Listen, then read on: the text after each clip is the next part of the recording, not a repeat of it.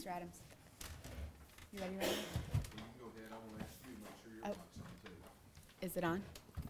Yes, it is. Okay. Will you just please state your full name for the record? Zachary Rye Adams, And Mr. Adams, where did you grow up? around the Holiday area. And where did you go to school and work around at the time of April the 13th, 2011? Where did I do what now? Where were you working and living at the time of April 13th of 2011? In 2011, I didn't have a normal job. I lived in Holiday, like I said, at 235 Adams Lane. I helped my granddaddy. He worked with the water department. I helped him with odd jobs, stuff like that. That's what I did. Okay. I tended to, we have a lot of land and stuff, so like during the summer I would mow and bush hog and stuff. Okay. I want to first, before we just handle an administrative matter really quick, do you recall reading and signing? I'd like to hand the witness doc. This is just the proposed addition of the Second Amendment supplemental to his petition. It's a verified copy. It's the one that he signed before a notary. I'd just like to make it part of the record, Your Honor, to authenticate it. It's already in the. It's already in the record. It's the verified copy is not in the record, and I would just like to. No objection.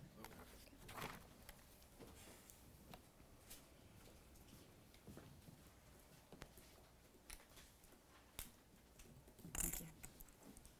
We have 115, Madam Clerk. Yes, sir. We'll make this verified petition exhibit 115. Mr. Adams, if you'll, do you recognize that document as a document that you signed? I dropped. Uh-oh. Step out.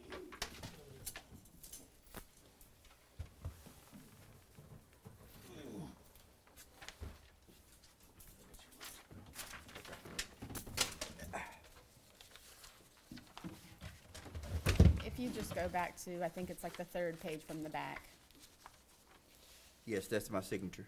Okay, so, and that's the petition that you signed, that was filed with this court. Yes. Okay. That's all I want to do. Thank you. You can pass that to the court.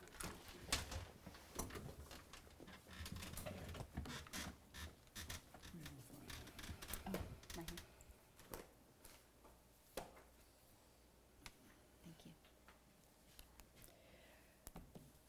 you. Okay, Mr. Adams, I'm just gonna speak to the elephant in the room, okay? Okay. Did you know Holly Bobo? No, ma'am. Did you have any knowledge of the Bobo family? Miss Karen Bobo was my fourth grade teacher at Parsons Junior High School in middle school. Did you kidnap Holly Bobo? No, ma'am. Did you rape Holly Bobo? No, ma'am. Did you murder Holly Bobo? No, ma'am. Did you have anything to do with the disposal of Holly Bobo's remains? No, ma'am. Okay. So I want to take you back to April the 13th of 2011. Okay. And I just want to ask you some questions about what you specifically remember, okay? So where you just said you were living on Adams Lane, right? Yes, ma'am. Okay. Right beside my granddaddy. And who were you living with at that time? So at this time, I was living in my dad's old house, and Rebecca Earp was living with me. She was my girlfriend. Okay. How long had you been dating Rebecca? We had been dating at that time about 9 months to a year, I would say. All right. And who were you hanging out with during that time? I hung around Jason Autry, Shane Austin, my brother. He lived right next door. He hung out with us a lot.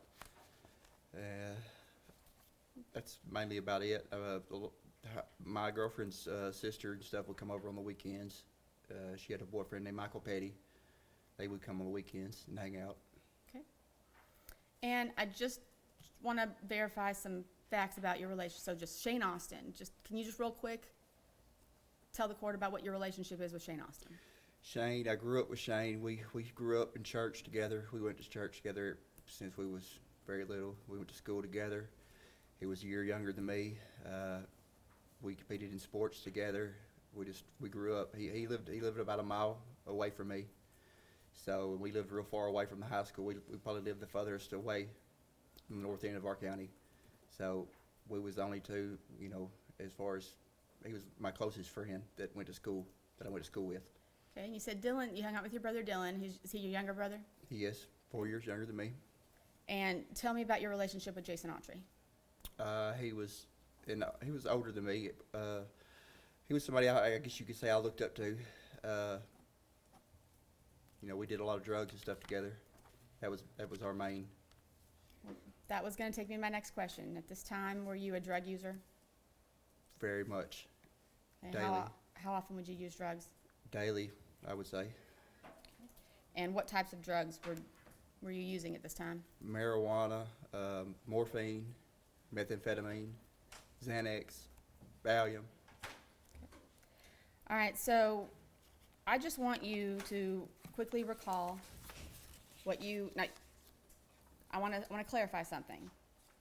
There's going to be things that you specifically remember, and I'm sure that there are things that you recall because of documents that you've been provided during this case, right? That's right. So just real quickly, take us through April the 13th of 2011. What are the things that you remember about that day?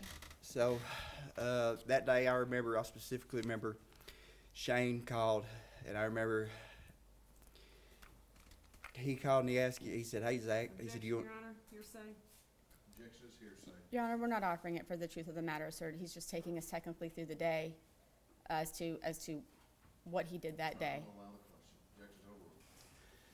Shane asked if I when I answered the phone, he said, "Hey, you want to see if we can't overdose on Xanaxes today?" And I said, "Shane, don't be messing around," because me and Rebecca had been arguing the night before. He said, "Yeah." He said, "I've got some Xanaxes lined up. I need a ride." He had just previously wrecked his truck, so he didn't have a vehicle, and so he needed a ride. I said, "Well, Shane, I don't have a vehicle. I have to get Dylan to give us a ride." I said, "I have to go out and get him up and stuff." And so I went out to my granddaddy's, told Dylan the plan. He was getting ready. So while he was getting ready, I think I got on the internet and got on my Facebook, which is a password protected that I only have the password to. Nobody else gets on my Facebook page but me. Nobody has the password but me. And I got on there, and like I said, me and Rebecca had been arguing, and I think I had cussed or something on the main wall where everybody could see. And Becky Moody had commented, she said, "Zach, you can't talk like that." And I think I apologized. And it didn't take Dylan like 10 minutes to get ready, so we left. We went to Shane's, picked up Shane. Okay, so you say you and Dylan Me and Dylan. went and picked up Shane, okay? So Dylan didn't have enough gas in the truck to make it to Parsons, so we go to the Shell station on the Decatur County side. We get $5 in gas because the gas is more expensive at the interstate. It's cheaper in Parsons, so we was going to get more gas in Parsons. That was the plan. So I'm pumping the gas. Shane and Dylan are in the vehicle. I pump $5 in gas, and while I'm pumping, I see 4 or 5 SUVs. And I'm not for sure if they had their blue lights on. I know there was no sirens, but I could tell there was cop cars. I could tell there was police SUVs. So my antennas kind of went up because we're going to pick up drugs, and they're cops. So I go in, pay for gas. Well, when I come out, I asked Shane and Dylan, I said, "Did y'all see the cops get off the interstate?" And they was like, "What are you talking about?" So it kind of irritated me that they wasn't paying attention what was going on, So I get on 641, and I kind of fall in behind them to see how fast they're going, and I get Dylan's truck up to 100, and it shuts off, and they run out of my life. So I don't go 100 all the way to the Parsons. I go 60 or 70 because I know there's something going on. I don't know what's going on, but I know something's going on. I know there's whatever's going on. There's no cops coming our way. So we get into town. What I remember, we stopped by. I think we went behind Ramey's barbecue, and we went to the drug dealer's house. I'm not sure who it was to this day. I still don't know who it is. We get out, and I thought we was going to go in, me and my brother and Shane, but when we get ready to get out and go in, Shane said, "Y'all can't come in." So we sit out in the driveway, and whoever's house it was, they had a bass boat, and it was a nice Triton bass boat.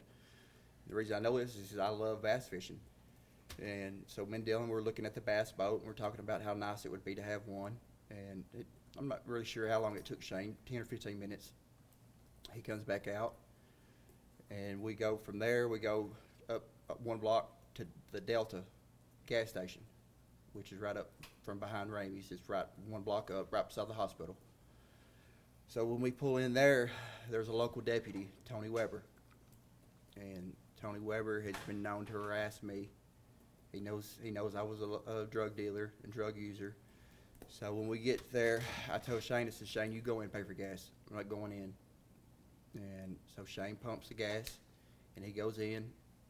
When he goes in, he pays, and when he comes out, he said, look, he said, when I was in there, the deputy was talking about what happened. He said, you're right, something did happen. Somebody got abducted.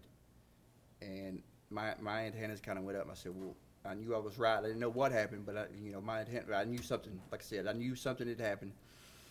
And so I knew that we needed to buckle up. You know, we got these Xanax. Jane had all these Xanaxes on him.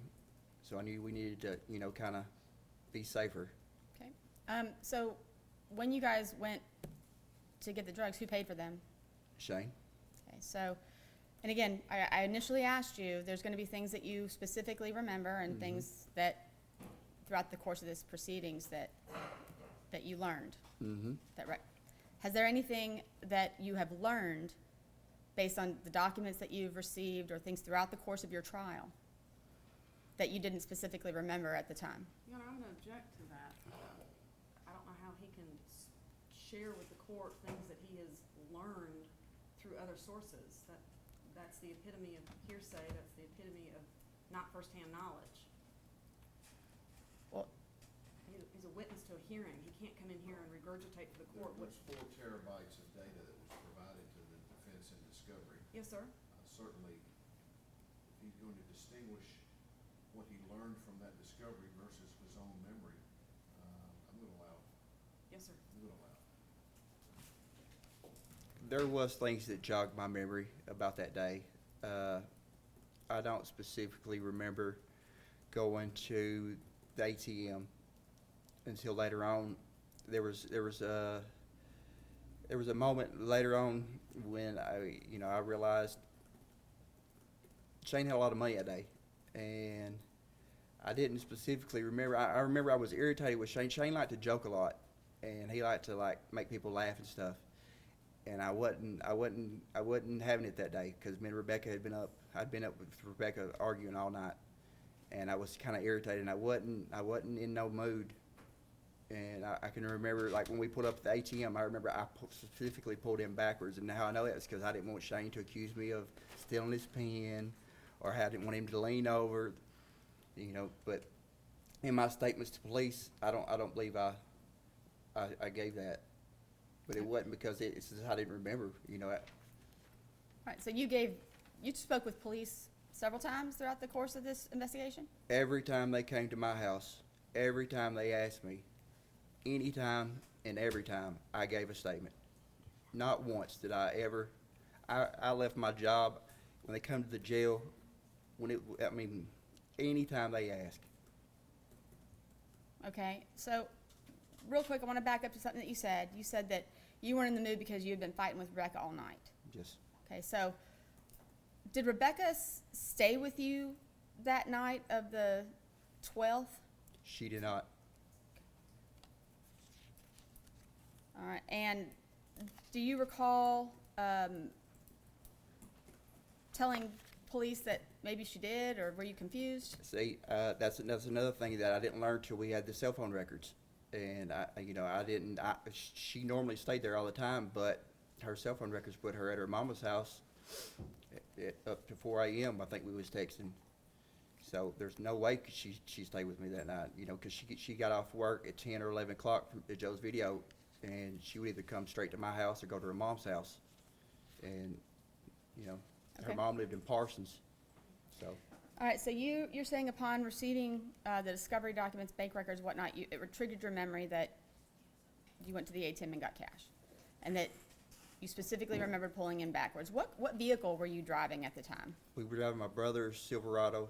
It was I think it was a 2007 Pewter. It's extended cab, Okay. 2-wheel drive. All right, and I'm going to ask you to look at something back there. Your Honor, this is Exhibit 8, I believe.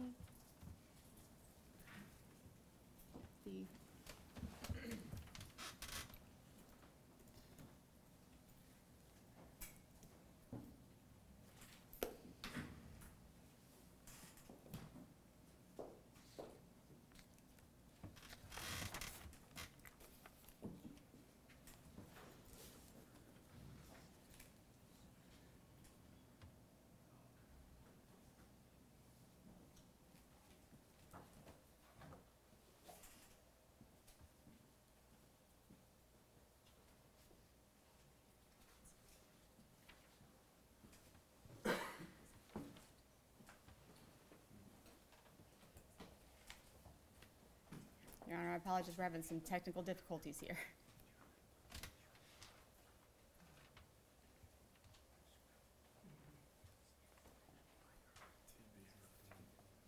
It's, do we have a printout of the still yet? Not. That was on one of the thumb drives. Do we have it?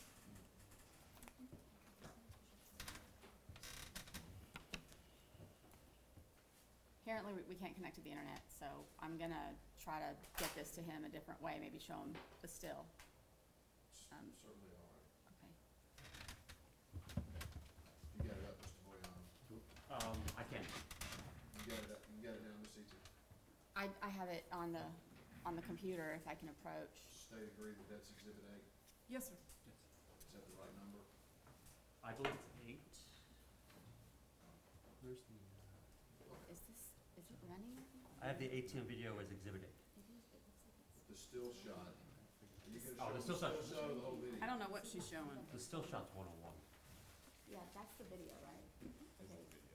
8 is the video, 101 is the still. Yes. I don't know what That looks like the video. they're showing, but. Oh,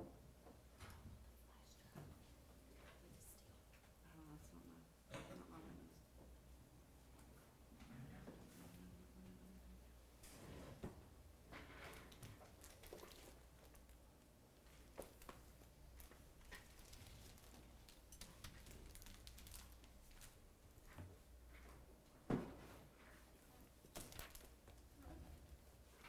She's got one of the, yeah, Is that no, it's okay? fine. Yeah, that's fine.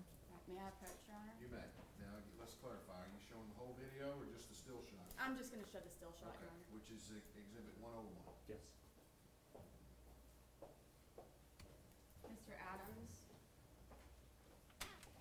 do you recognize that vehicle? Yes, that's my brother's truck. Okay, and you're familiar with the ATM that you stopped at. Mm-hmm. So, who was in the vehicle with you? I'm driving, Shane's in the passenger seat, my brother's in the back. The timestamp on this is approximately 11:11 in the morning. Mm-hmm. Does that sound about the time that you guys would have gone to the ATM that day? It would.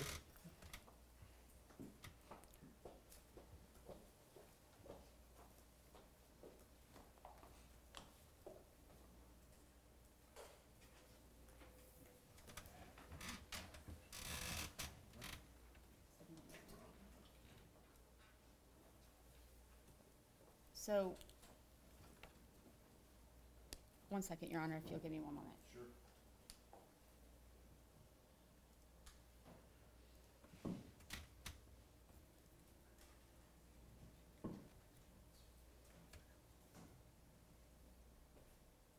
Your Honor, I'm gonna approach him one more time because I realize I need to show how the vehicle went in so that, because it correlates with my client's testimony. So I'm gonna show the video. All right, so Okay. now we're going to show the video, Exhibit A.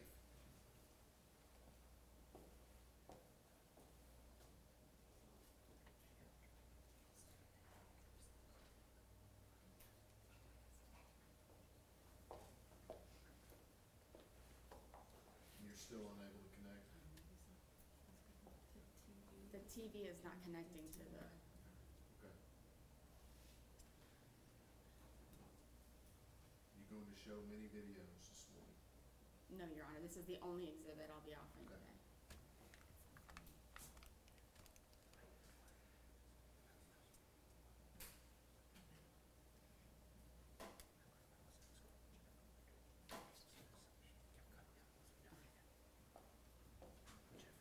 So I'm starting this video, Your Honor, at minute 11,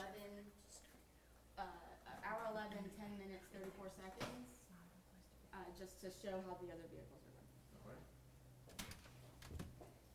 All right, so Mr. Adams, let me play that for you. So do you see that vehicle coming Yes. the opposite direction?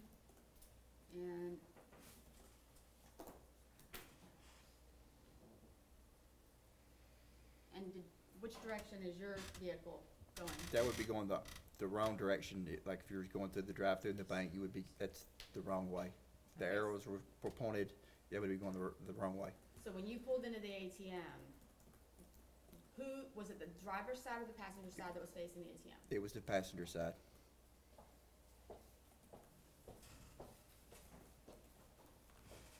Thank you for your indulgence, Ron. Okay. Now, you were driving Dylan's vehicle. Why is that? Because at this time, I didn't have a vehicle. My Silverado, I had wrecked. The whole front end was tore off of it. And the Nissan, the white Nissan, I didn't have access to at the time. My granddaddy had it hid somewhere that I didn't know where it was at. Okay. So when is the, well, first of all, this ATM footage and this trip to the bank, is this something that you told your attorneys during trial? It came up, yes, it came up, but like I said, I didn't, at the time, I didn't realize about the ATM, I didn't remember. There was a lot of places that we stopped that day that I didn't really remember. And when is the first time that you saw this ATM footage? First time I saw it was with Mr. Bates. Okay, so do you recall being in court back in, I think it was January or March, and Mr. Boyano had his laptop on the podium? That was the first time, yes, that's right. Okay, That's right. Is that the first time that you saw the picture of your vehicle? That's right. That's right. Okay. All right. And what jogged my memory is the reason I knew that is because when it went pulled in backwards, I said, that's us, because that's what we did that day. Right. Now, you've been given your cell phone records, all these things that you've received in discovery, and you heard the testimony at trial. So you heard Jason Autry's testimony that y'all went to the river that day. Do you recall going to the river that day? I don't recall going to that river that day, but I went to the river so much down there underneath the interstate bridge. I would go 5 days out of the week, sometimes 7 days. I bass fished down there. I did drugs down there. I went down there to look for arrowheads. We just went down there just to kill time. Like, it was just a place we hung out. And to be clear, when I say the river, where specifically are we talking about? Under the interstate bridge, under I-40 bridge, exit 133. All right. Now, do you recall going to Victor Dinsmore's house that day?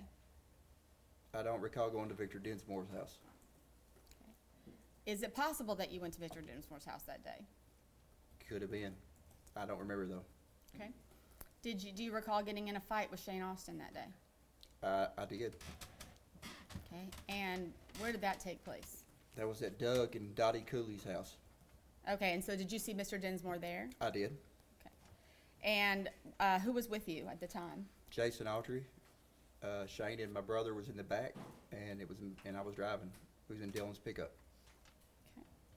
And what was the purpose of you guys going to see Mr. Dinsmore? Mr. Dinsmore was a morphine connection of mine. I bought morphine from him, and at this time, Jason or Shane, they couldn't access Victor to buy morphine from him, so I was the kind of the go-between. I would buy morphine and distribute to All Jason. right. and him. So then you guys were doing Xanax, the pills that Shane Austin purchased, Mm-hmm. and then what time do you think you guys went over to Miss Dottie's? It was after we picked up the Xanaxes. It was after that. I would say, I'm not going to speculate. Okay. If you don't know Yeah, for sure. I don't know for sure. Okay. So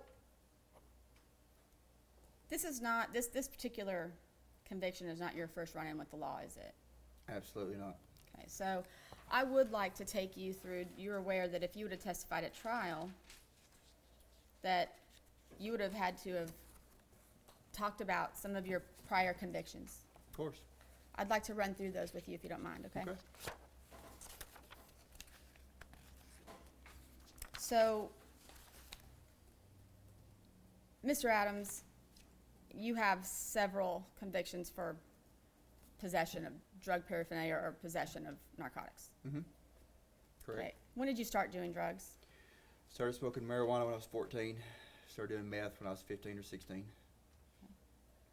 And there was a notice that was filed in your trial of, we call it a Rule 609. It just shows saying that this is the evidence that you're going to be impeached with if you testify at trial.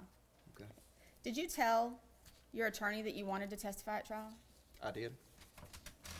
Okay. And were you willing to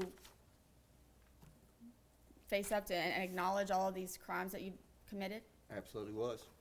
So you've been convicted of some assaults as well. I have. I've pled out to them. Okay, so there was one in 2004. Do you recall a conviction in 2004 for assault? I don't know the specifics, but I don't dispute it.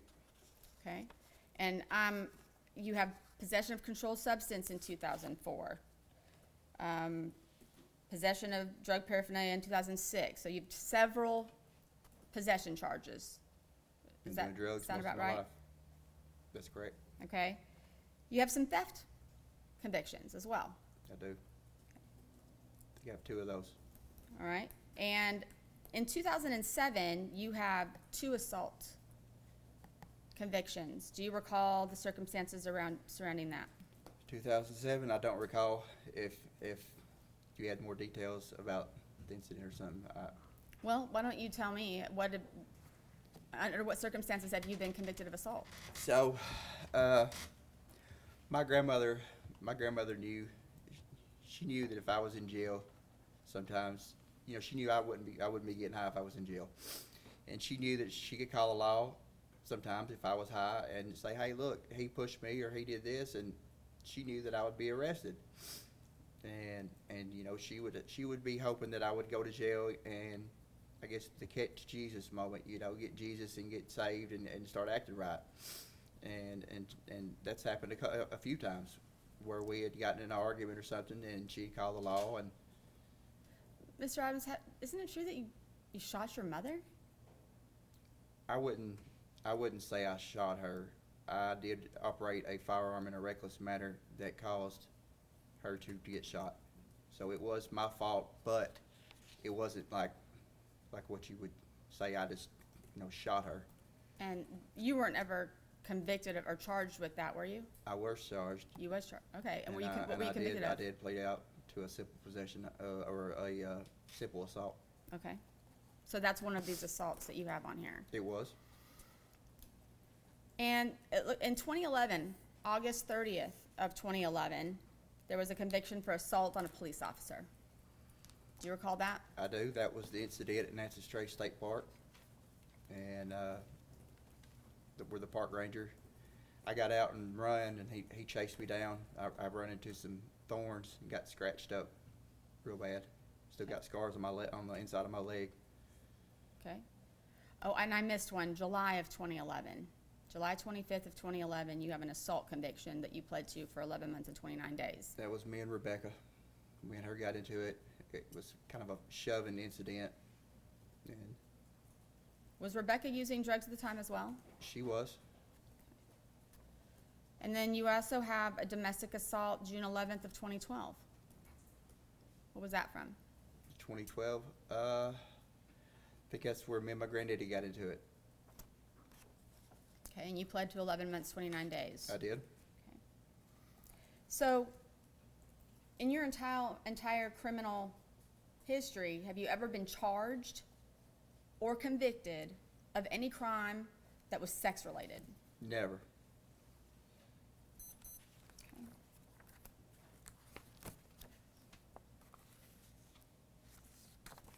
All right. Give me 1 second. So, do you recall sitting here in 2017 in this courtroom and watching witnesses give testimony and putting words into your mouth? I do. Hearsay. And I'd like to, first of all, what I'm going to do is I'd like to take you through some of the statements that you were alleged to have made. Okay. Did you say some of the things that were testified to? I did.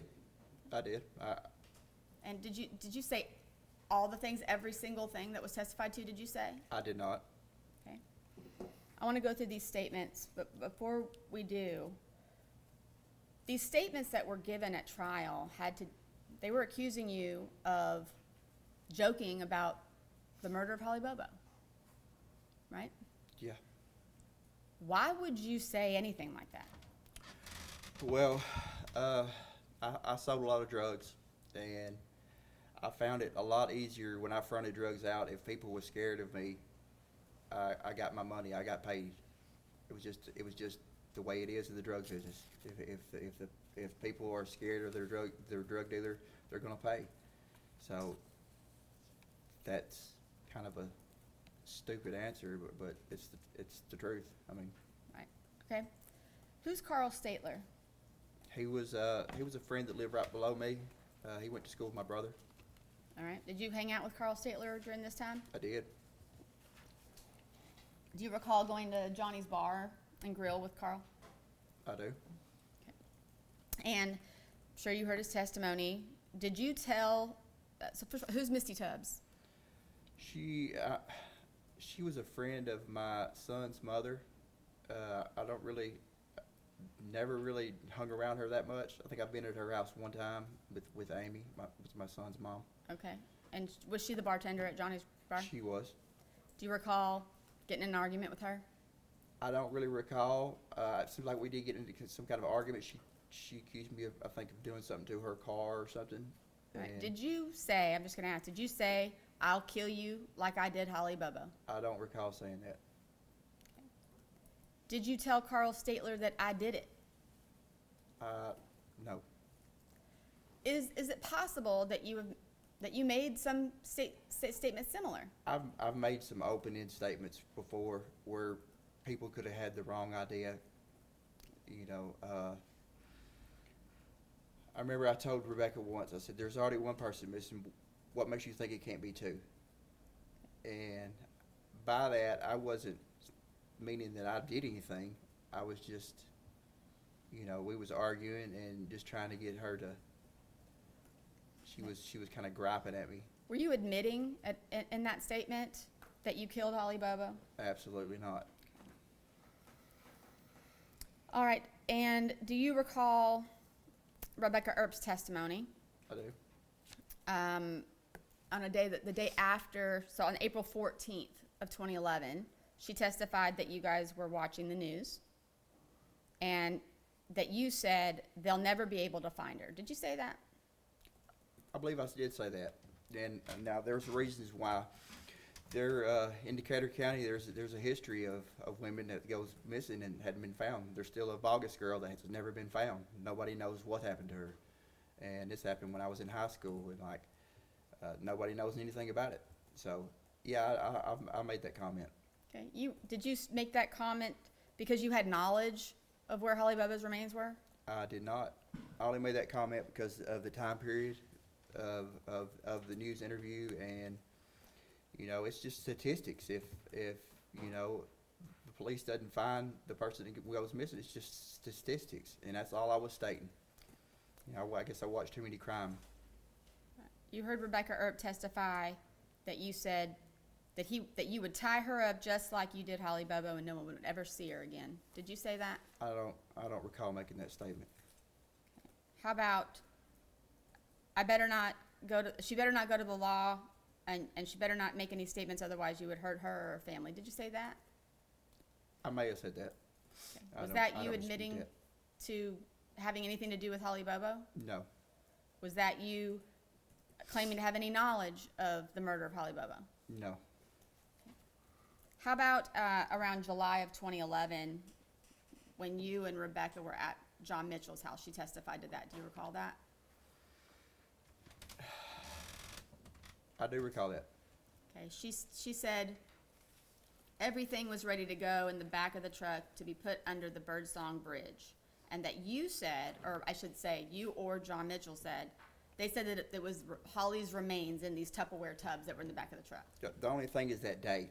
The date was, we wasn't dating at this time. This was after me and her broke up, and this was after me and her broke up, and I think she was seeing John. And I do recall that, and it had nothing to do with no remains. It was meth making material. We was just kind of, the way we was discussing it, we just didn't want to put our business out there. Okay. But with the way she took it, I guess she took it that way. But you never told her that it was Holly Bobo's remains in those tubs? I never told her it was Holly Bowles' remains. I never told her it was a meth lab. All right. Do you recall Victor Dinsmore testifying? I do. All right. So, you testified earlier that you do remember getting into a fight with Shane at Miss Dottie's that day. I do. Okay, so Victor Dinsmore testified that you and Shane were arguing about who was going to hit it first. Yes. And So- can I elaborate with that? Please. And when I jumped out, Shane was like, "You ain't gonna hit me," and I said, "Well, I'll hit you first." And that's where that comment came up. And I did. I hit him first, and the argument was something stupid. To this day, I still don't know. It was just like, well, that wall's white. No, it's not. And we just jumped out. He said, "You ain't gonna hit me." I said, "Okay." So When you made that statement, were you in any way claiming that, telling Shane that you were going to rape Holly Bobo first? No, Anthony Phoenix, who is he? he was a friend of mine, a drug friend of mine. All right. Do you recall hearing Anthony Phoenix testify? I do. Now, he testified that, well, first of all, did you talk to Anthony Phoenix about meeting with Miss Bobo? I did. And did you express concern to him? I don't believe I expressed concerns. I think I just told him about the meeting. He testified that you were driving around in the car and said, "Let's rape this bitch." I did make that comment.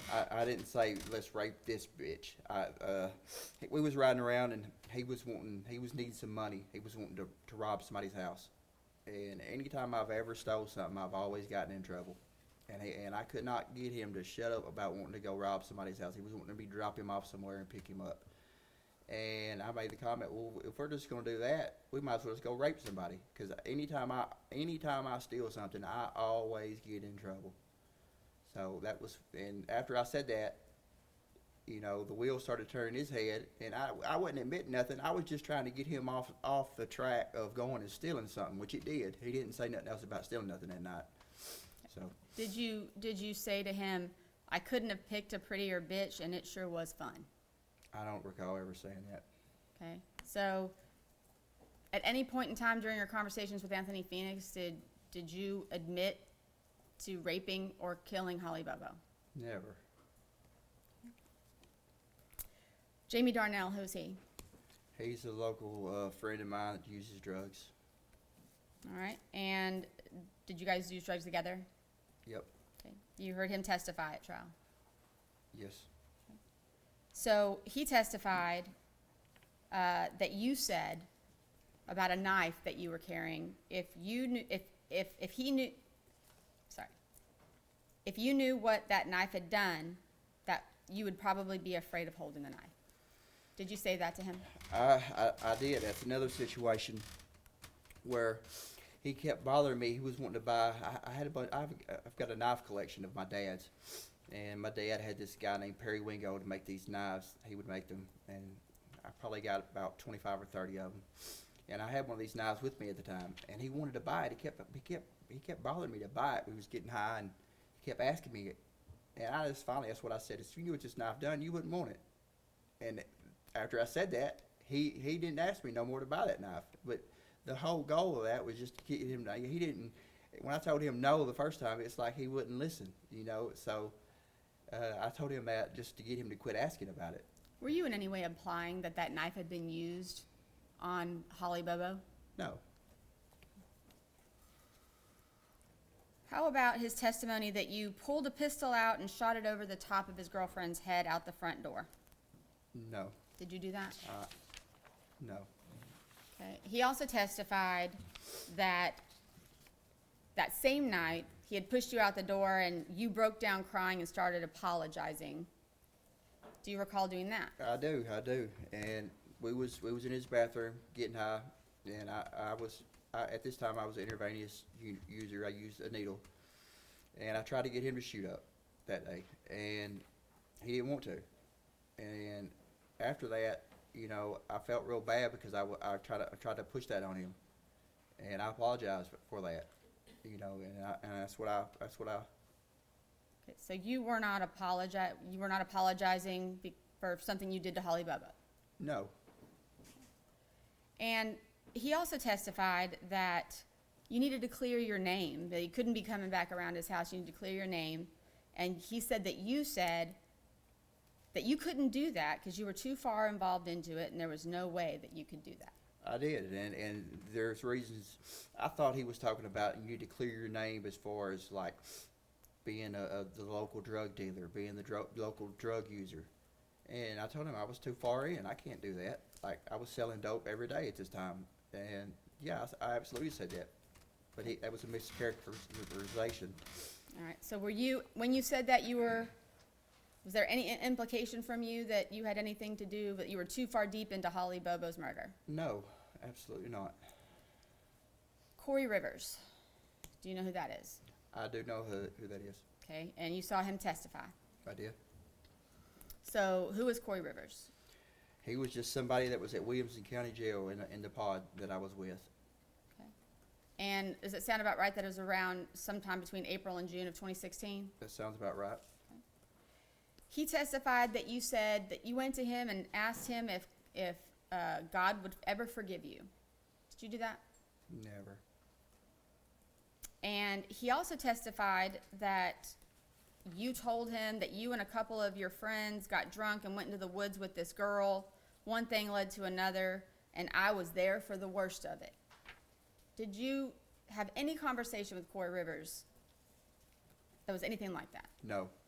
Have you had conversations at all with Corey Rivers? I did talk to Corey. Okay. What did those conversations entail? I don't really recall. I may have told him what was going on, like what was going on with the case. You know, what the state was alleging. That's the only thing that where he, you know. Did you testify to him, or I'm sorry, excuse me, not testify. He testified that you said that the bottom side was found in one part of Tennessee and some other pieces was found in other places. Did you say that to him? I don't recall saying that. And that it had been chopped up? I don't recall saying that either. Did you at any time in any of your conversations with Mr. Rivers admit to killing, raping, or kidnapping Holly Bobo? Never. All right. How about Sean Cooper? Remember him? I remember Sean. Who's he? He was, so when I was at Chester County Jail, he was in the little room right there with us. I think there was 3 of us. Okay. Now, he testified that you asked him to tell your brother, Dylan, that if he doesn't keep his mouth shut, that you're going to put him in a hole beside her. I don't recall saying that. I do remember telling him that he needs to tell my brother. I think he had charges in Obion County, and that's where my brother was being held. I said, well, you get up there, you need to tell my brother, Dylan Adams, he needs to keep his damn mouth shut, because the lies he's telling has got me arrested for something I didn't do. Did you in any way admit to Mr. Cooper or imply to Mr. Cooper that you were involved in Holly No. Bobo's death? No. How about Jason Kirk? Do you know who that is? I think that was the other guy that was in there. All right. And so he testified that he overheard you tell Mr. Cooper that, will you give my brother a message for me? Tell him if he doesn't keep his fucking mouth shut, I'm going to plant him next to that bitch. Did you say that? No. Did you make any statements? Mr. Kirk also testified that you were bragging about the bond that was put on you. And he testified that you said, I guess you got to kill a bitch to get that kind of bail around here. I don't recall specifically saying that, but I did make a comment about the bail being so high, The way the judge, when I left the courtroom at Chester County, the judge made an announcement to the court that was the guy for the Holly Bobo deal. Like, it was kind of a messed up little deal, but I got angry, but I don't specifically recall just saying that. Okay. Chris Swift. He was another person at Williamson County Jail. Okay. He said that you went up to him and asked him, would God forgive you? Did you ask him if? The only thing I talked to Chris Swift about was making meth and his meth use and stuff like that, but no. All right. So he testified that you told him that you weren't involved in the killing, but you were involved in the worst part of it. Never said that. Okay. And he testified that you told him about some boy who hung himself, and that he and his brother were involved, and your brother were involved in the killing. Did you mention anything to Mr. Swift about Shane Austin? I may have mentioned that Shane and my brother were my brother was being charged, and Shane was a friend of ours, and he had hung himself. But other than that, no. Did you tell Mr. Swift that they were in the back room having sex No. with Holly? No. Did you tell Mr. Swift that something went wrong, and and that you were involved in the worst part of it? No. Okay. Did you tell Mr. Swift that as soon as the trial's over, that you're going home, they didn't have a body and they didn't have a murder weapon nor a motive? No. All right.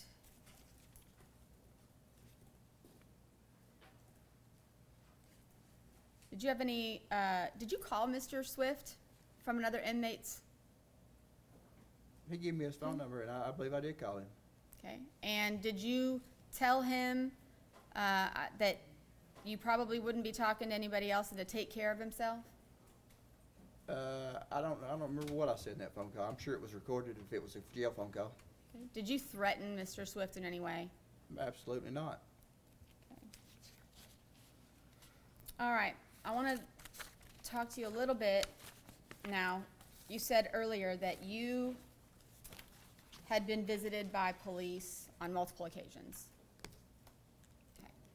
So, well, first of all, so I'm looking at all of these statements that you admitted to saying to the witnesses that testified.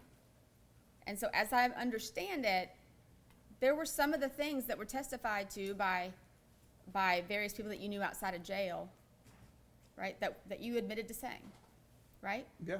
Yeah. But that the people that you knew in jail, you didn't say any of those things. Mm-mm. Okay. Do you recall? I didn't know them well enough to talk to them like that. You know. Do you recall meeting with Karen Bobo? I do. Her and Clint. Okay. And you heard her testify at trial, right? I did. And she testified that when you met with her and Clint described what the kidnapper looked like, her testimony was that you said, "That's Shane." Is that what you said? That's not what I said. I said that's the same height as Shane, but Shane has red hair, and he was with me. Okay. Did you tell Miss Bobo that you would do whatever you could to help? I did. All right, so in all of the interactions that you've had with police, let's go back to the first time that they came out to your house. Have you cooperated with law enforcement during the course of the investigation? Yes, I gave my statement of where I was that day. Yes. And did you allow them to search your house? Yes. Did you allow them to search under your house? Anywhere there could be a body, or I told the FBI and the TBI, y'all can come in here and look anywhere y'all want. Y'all start pulling drawers up, I'm gonna ask you to leave. You look anywhere a person can be, anywhere you want to look. Anytime they came to me, I would answer questions. Anything, anytime. I mean, All at right. jails, anywhere they wanted to question me. They would bring me off the work crew at a jail, and I would go in and talk. I knew I didn't really know my rights, but I knew I didn't have to talk to them. but I did. I wanted to help. Do you recall hearing testimony about officers observing you in those early days vacuuming out your car? I vacuumed out my truck all the time. If you looked at my vehicles, I vacuumed my trucks out all the time. That was a regular occurrence. You can ask anybody that knows me. All my vehicles were clean. I kept a shop vac at the house just for that. What about the mattresses that were leaning up against the house? So when Rebecca moved in, we moved all her stuff. I had a double wide 16-foot trailer. We moved all her stuff on that.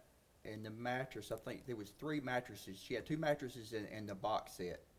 One of the mattresses blew off whenever on 641 when we was coming. So we took everything off the trailer and stuff. And I went back and got that mattress. And she said, look, don't bring it in. We're going to clean it up and stuff. I don't really need that. It just makes the bed look higher. And so I was like, well, what do you want me to do with it? And she's like, I don't care. Just don't bring it in here. We don't have nowhere to put it, So I said, okay. So I leaned it up against the back side of the house. And every time I would mow or every time it would get dirty or something, I'd either wash it off or I would blow it off with the leaf blower because I was under the impression she was still going to use it. I didn't know, what to do with it. It was hers. I wasn't going to throw it away. That would have caused an argument. If you'll give me one moment, Your Honor.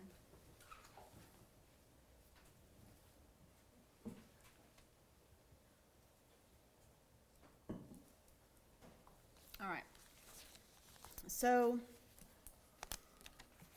have you had a chance to review some of the, first of all, do you know what an IR is? I do now. It's the investigative report. Okay. So, have you had a chance to review the IRs that were related to statements that you made to law enforcement? I have. Do you recall right around April 23rd of 2011 with them law enforcement coming out to your house? What was the date again? April the 23rd of 2011. Okay. Who was the law enforcement officer? FBI Special Agent Matt Ross. Oh, that's when he took the pictures? Yes. Yeah, that's when I was all scratched up from running from the police in Nancy Strace. But it wasn't nothing for me to have scratches. I grew marijuana back behind my house. It's nothing but clear cut. And that was another, the time when they was talking about I ran behind the house. And if I'm not mistaken, Mr. Rainey also testified that he knew where my marijuana plants were, which he did. When they come searching, I had to move everything. I had about 5,000 marijuana plants when all this went on. And when Miss Bobo went missing, I moved everything outside. I had just got them started, and I moved everything outside. Well, when everybody started searching, they come through. I had to move everything. And when law enforcement came that one time and talked to me, that's what I ran around behind the house doing, was moving all the marijuana plants that I had there. Okay. Did you provide your best account of what you did that day to law enforcement? I did. I didn't tell them every time I used the bathroom, though. I mean, I didn't tell them, I was a drug user. I told them where I went, Okay. Did you, do you think that there were things that you did throughout that day that you didn't include in your statements to law enforcement? Absolutely. But I didn't lie. I didn't, I gave the best, there was people that called that morning that I didn't remember talking to that later on that I realized I talked to, like going to the river. There's nothing that happened that morning going to the river. I don't specifically recall going to the river that morning with Jason, but we went down there so much. I'm not disputing that. you Okay. know. And do you recall right around July 6th of 2011, you were visited by S.A. Dykes and Investigator Inman? Mm-hmm. Do you recall that? I do. Okay, and they came to your residence? Yeah, I think it was my granddaddy's. I think we sit on the back porch that time. All right, and did you give them an accounting of what you did I did. on April the 13th, I did. 2011? Okay. I think they did you tell them that you had gone to the coon hunt or that you didn't go? I didn't go. I didn't have no way. And I didn't go to stuff like that. I mean, When I was younger, I did, but I didn't go to stuff like that. I was a druggie. I was a drug dealer. Like, I didn't go out in public much. Not a lot of people liked me, you know. I had a known reputation in the neighborhood for being the local drug dealer and drug user. So, just, you know, I could go in a gas station and people would look at me different, you know. Of course, I would give them the stink eye, or I would, you know, I gave them that perspective, like I wasn't the person to be messed with, you know. And Okay. So you were visited again by Agent Dykus on August 28th of 2012. I believe that was in the Benton County Jail. yep, in the basement, in the investigator's office. Okay. Did you ever ask for an attorney when you were speaking with law enforcement? Never. Did you voluntarily give them information? I'll take that back. When I talked to Jeff Jackson, I think I had asked for an attorney at the end, but during this meeting I didn't with Terry Dykus at Benton County. I didn't know. And did you voluntarily sign a release for your phone records? I did.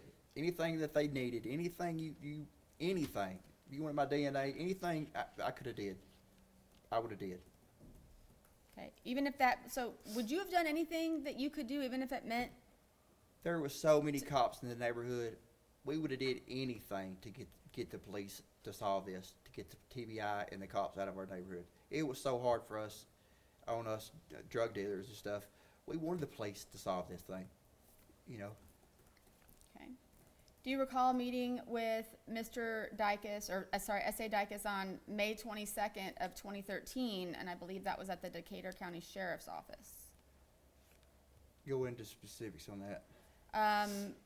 There was an investigator Cunningham and investigator Meeks. About the leather coat? Yes. Yes. So you gave a voluntary statement to law enforcement at that time? I did. There was a leather coat that I didn't know the specifics of what had happened or whatever, but there was a leather coat in my brother's truck. I didn't know who it belonged to.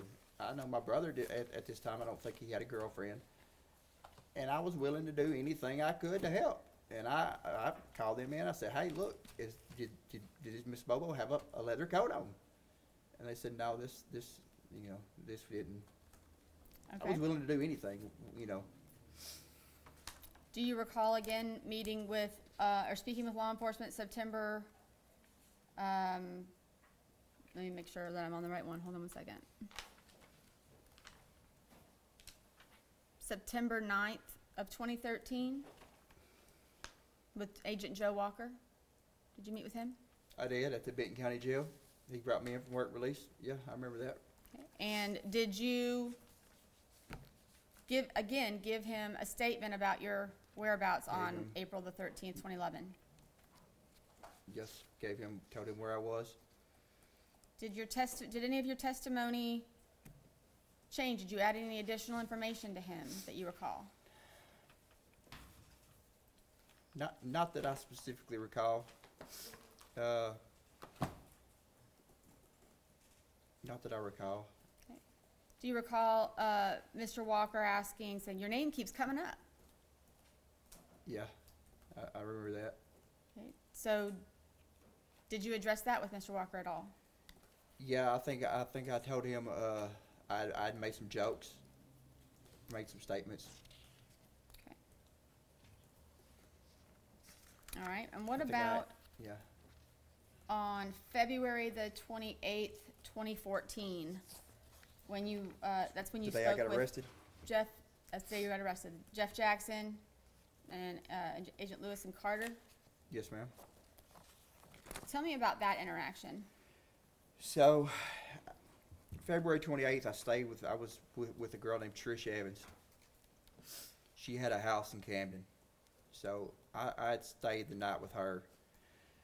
And that morning I was getting up, I was going to help a guy that owned a local plumbing shop up there. He's not sure his name. I think his last name was Farmer. I was going to help him that morning, and Richard Cottom went by my house and seen there was police everywhere. And I think it was Linda Kimball is the one that called and said, "Hey, there's cops all at your house. What's going on?"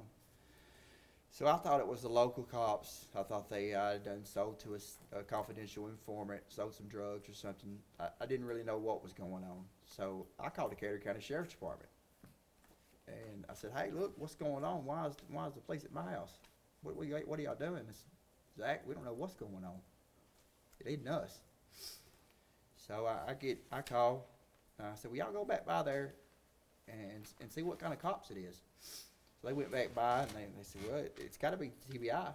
So I went on the internet looking for the number for the TBI. They don't really have a number, so I just called 1-800-TBI-FIND. And I asked them, I said, what are y'all doing in my house? And they asked, well, where are you at? They wouldn't answer my question. I lied. I said, I'm in Lexington. What are y'all doing at my house? They said, well, we need to talk to you. And I said, well, I'm working right now. Well, you need to get here. And I said, well, I don't have a driver's license. So I hung up, took my phone apart, and I called my girlfriend. I said, TBI's at my house. And I said, I really don't know what this is about. And she said, well, what do you want to do? And I said, well, I need to go see what this is about. You know, this is, you know, there's lots of law there. So I said, I'm just going to have them come pick me up. There's no need in you driving. She didn't have no license. And so I called TBI back. I said, well, y'all come pick me up at the McDonald's in Camden. I'm leery of police anyway. So I wanted to meet at a public spot. So they came, and I called them back and I asked, I said, how many TBI agents are there? And I think they said 3 or 4.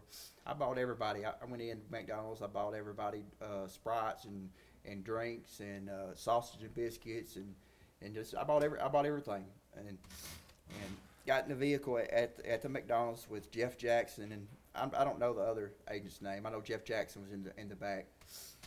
We leave McDonald's and they pull right in the Camden Bank parking lot. Tell me to get out, and then the whole time Jeff Jackson's got his hand on his gun.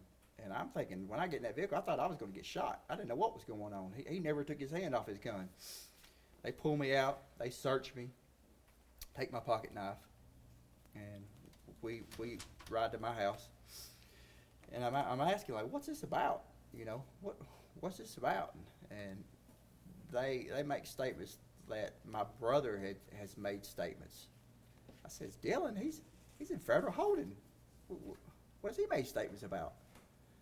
And we get to my house, and it's a circus. Like, they had the driveway blocked off.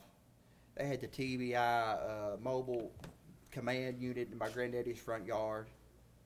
It was a circus. It was a circus. And So let me just make this, you voluntarily, you sought out law enforcement I when did. you found out that they were looking for you, and you invited them to come meet with you. I did. I called them. Okay. They had already knocked the door down, was in my house. All right, so I want to ask you one last set of questions. Okay? Okay. At your trial in this case, has your defense always been straight up innocence? Always. Then why didn't you- Till my last breath on this earth, it's always going to be innocence. Then why didn't you testify? The reason I didn't testify, a week before my trial, Jennifer Thompson had my mom and my cousin come in from Atlanta. My mom had to take off work and come up here, and we all met at the Savannah jail over here in the library. And they had already talked before this and planned all this out, but they got up there. She got my mom up there and my cousin up there, and my mom made me promise that I wouldn't testify because all the bad things that the state was going to try to say about me, and you know, they just didn't want me to testify. And Did any of your attorneys ever meet with you and prepare testimony for you? never. Did you discuss taking the stand with Ms. Thompson? I did multiple times, and she the way I guess that she practiced, she tried to say that, you know, she didn't want me to. She didn't want me to at all. Okay. I was advised not to. I wanted to bad. How about with Mr. Simmons? Did you have that conversation with him? I didn't, not that I recall. Okay. Did the pressure from your family and the advice you received from counsel, did that in any way affect your decision not to testify? It did. Do you recall Judge McGinley asking you questions, saying, is this your decision not to testify? It did. He did ask me that, and at the time, I didn't realize I could have said yes, you know, and went against my lawyer. You know, I just was going with what Jennifer, you know, we paid her a lot of money. She was a paid attorney. We paid her a lot of money, and I was told to listen to her, and that's what I did. Did Ms. Thompson ever sit down and discuss any kind of defense strategy with you? We met a lot, but like the discovery. I never got to see all of the discovery. Like, she tried to fix it up at the Williamson County Jail where I could get a computer and get the hard drives. Like, and the sheriff, there wasn't trying to make anything extra, like, special for me. He said, no, you can get it mailed in. What the sheriff didn't realize is it would have filled 4 or 5 cells up. And I never got to see all the discovery. I never, you know, we met a lot, but a lot of it was just, you know, she just asking where I was, and just, you know, she was unorganized, very unorganized. So, being a part of this post-conviction relief process, observing Mr. Bates and I, Day and night difference. so knowing now, if you had known then what you know now, would you have testified? Absolutely. And I just have to ask these questions one more time. Did you kidnap Holly Bobo? No. Did you rape Holly Bobo? No. Did you murder Holly Bobo? No. Did you have anything to do with the disposal of her remains? No. And if I would have knew anything about this, it could have helped in any way possible, I would have. And is everything that you testified today the truth? Absolutely. That's all I have, Your Honor. This examination, Ms. Weirich. Thank you, Your Honor. At 8:19 in the morning on April 13th of 2011, you texted Jason Autry. Okay. Never mentioned that to the police.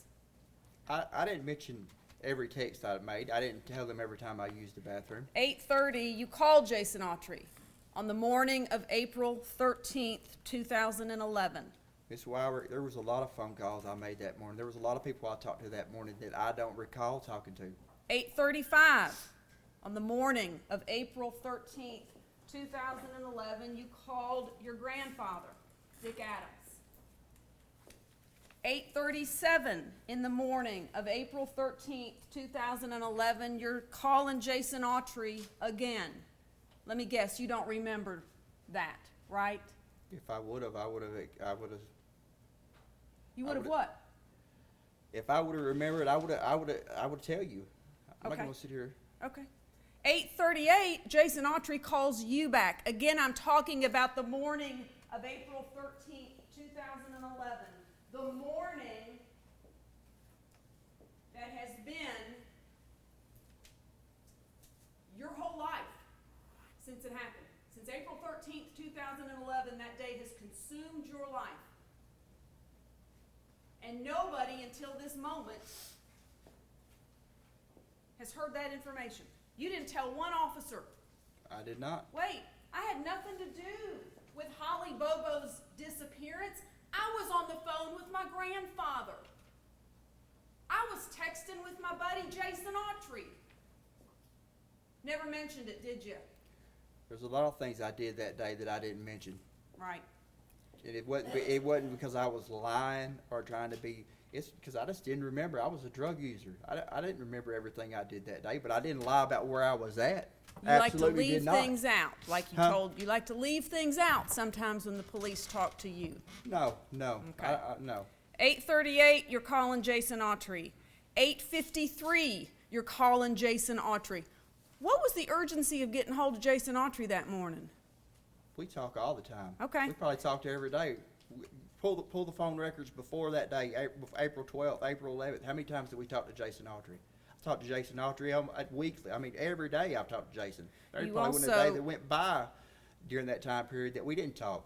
We used drugs every day. Of course we talked. Y'all were Absolutely, close. we talked every day. Y'all were close. I looked up to him. Right. 8:58, you get a call from Brandon Williams. Yes, ma'am. 9:10, you get a call from Brandon Williams. Yes, ma'am. We was talking, Brandon Williams was a friend of mine and Rebecca's, and yes, I was talking to him, we were trying to get him to help get on my side and get Rebecca back on my side. Rebecca Earp testified at the trial. Of course, she was not telling the truth, right? She was mistaken about what she remembered. She wasn't telling the truth. She told the jury, you left early that morning to go scrapping. Turns out you didn't go scrapping, right? Remember that? I didn't. Look at the scrap records. I didn't. I scrapped before, I think it was 2 days before that and a couple of days after that. But you told And her then that's how was where she you at my house? If she was, if she testified that she was at my house, how is she at my house if her cell phone is pinging at 4 a.m. at her mama's house? How is she at my house? I don't know. At Somebody's lying. between 9:50 and 10:32 in the morning, you're wearing your phone out. You remember that? 9:50 and 10:32 from the Bird Song Tower, which is the closest to the interstate, which is the closest to the underpass, which is the closest to where you put a bullet through the head of Holly Bobo. You are wearing your phone out. Do you remember who all you texted and called? You called Joe's Video. Shane Austin is calling you. You're calling Michael Hughley. Is he one of your drug buddies too? He is. Okay. You're calling Joe's Video again. Who works at Joe's Video? Rebecca Earp. You called Joe's Video again at 10:15. At 10:15, you're calling your grandfather again, trying to find him. At 10:16, you're calling your grandfather. 10:18, you get a text. 10:18, you send a text. 10:19, Shane Austin is calling saying, where are you, man? Right? Where are you, man? This plan is about to fall apart No, I and don't- blow I don't- up. I don't Where are you, recall man? that. 10:19, you called Joe's Video again, trying to get a hold of Rebecca because y'all were having a fight, right? 10:35, you call Dick Adams, your grandfather, again. 10:38, you call Rebecca. 10:49, Rebecca texts you, and lo and behold, and the whole world heard it, and there's no denying it, and nobody cares, that at 11:12 in the morning of April 13th, 2011, where were you? It's at my house. At 11:12 in the morning on April 13th, 2011? I don't recall exactly where, I don't recall the exact time. Like I just testified to, the first thing I remember that morning is Shane calling. He asked if we wanted to overdose on Xanaxes. Just like I said, I went out to my brother's, got him up, got on Facebook. No, you didn't, because there's evidence in the file, and I'm sure you've seen it, because your lawyers that are sitting here today have shown it to you, and the lawyers, the 16-member team that you had representing you at trial, they showed you everything. There's no proof that you were on that computer at home. It was a mobile posting from your Facebook page. The last activity was at 6 o'clock in the morning. Is that coming back to you? That's At wrong. 11:12 in the morning of April 13th, 2011, where were you? Let me give you a hint. The bank. Does that sound about right? I don't isn't recall. that what this is all about? Your lawyers stood up months ago and said, No, our client was at... We was at the bank. May We- I finish? They stood up months ago and told this judge that on April 13th, 2011, the last day that Holly Bobo took breath on this earth, my client could not have committed the crime that a jury convicted him of because he was at the ATM in Parsons. Dun da dun! Mystery solved. We are so sorry. 11:12 in the morning is the whole point of this hearing, for you to convince Judge Bradberry that there's no way you could have raped, murdered, and kidnapped Holly Bobo because you were pulled in backward at the ATM at 11:12 in the morning on April 13th, right? That's Right? correct. That is correct. Right. That's correct. But we got no proof of that. That truck, Okay, the truck that you can't see anybody in. that truck is my brother's truck. I was driving that truck. Okay. Was there any other vehicles that was pulled in the ATM backwards that day? I don't know, couldn't tell you.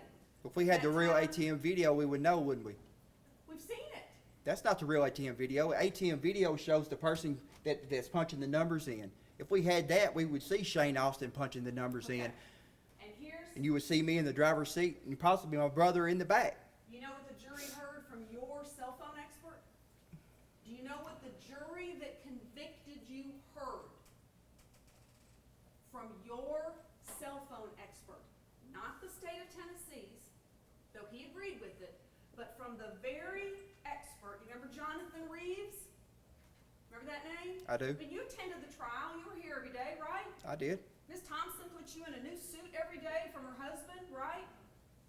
She put makeup on you, right? I did. Yeah. You're right. I mean, you sat here, you listened to the witnesses, you took notes, right? I did. You were engaged in the trial, right? I did. You're pulling on their suit coat and asking them questions, you're interacting with them. Jonathan Reeves, your cell phone expert, told the jury Zach Adams' phone was pinging off of the Parsons cell tower at 11:16 in the morning. Remember that? That's right, along with Shane Austin and Dylan Adams. Right. We're all in Parsons. That's right. We're all in Parsons at 11:16 in the morning. The jury heard it. They didn't seem to care much about it, did they? The jury heard a lot of things, a lot of lies. Right. Everybody was lying, weren't they? Well, I wouldn't say everybody, but there was a lot of lies told in that case, in that trial. Lots of lies. Let me ask you about the trial a little bit more.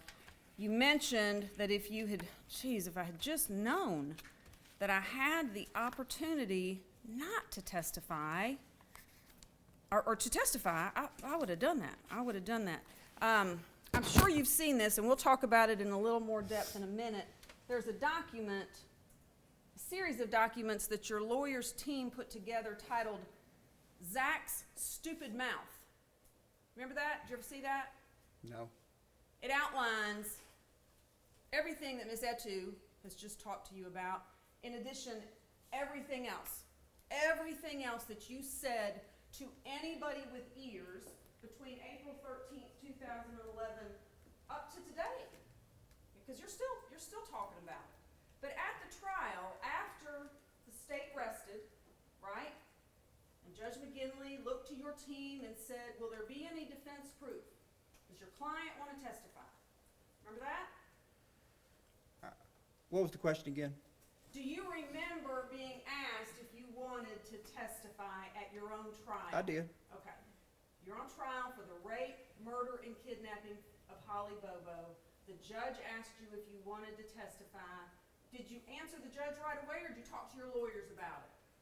I believe I answered right away. You just blurted out an answer. I said no. I You was didn't advised by my lawyer not to, and that's what I did. Okay, all right. May I approach, Your Honor? You may, you can pass it to the vote. Your Honor, may I see what is being presented? The to the moment witness? hearing for trial, it's page 2,539 of, I don't know, bottom. There you go. Thank you. Do you recognize this? Your Honor, would you like the transcript? We have a copy of the transcript for the court if you would like to follow along. I'll be all right.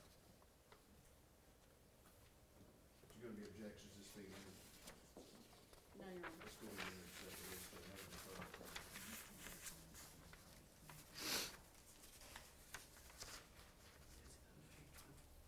Exhibit 116. Do you recognize Mr. Judge McGinley talking to you? Yes, ma'am. You sat in that stand, didn't you? You remember? I don't recall sitting in the stand. Okay. I I think I stood up over there at the table. Swear you in? I don't believe I was sworn in. Yes, you were. Read it. You were sworn in, and you were sworn to tell the truth, the whole truth, and nothing Okay, yeah, I but see that right here.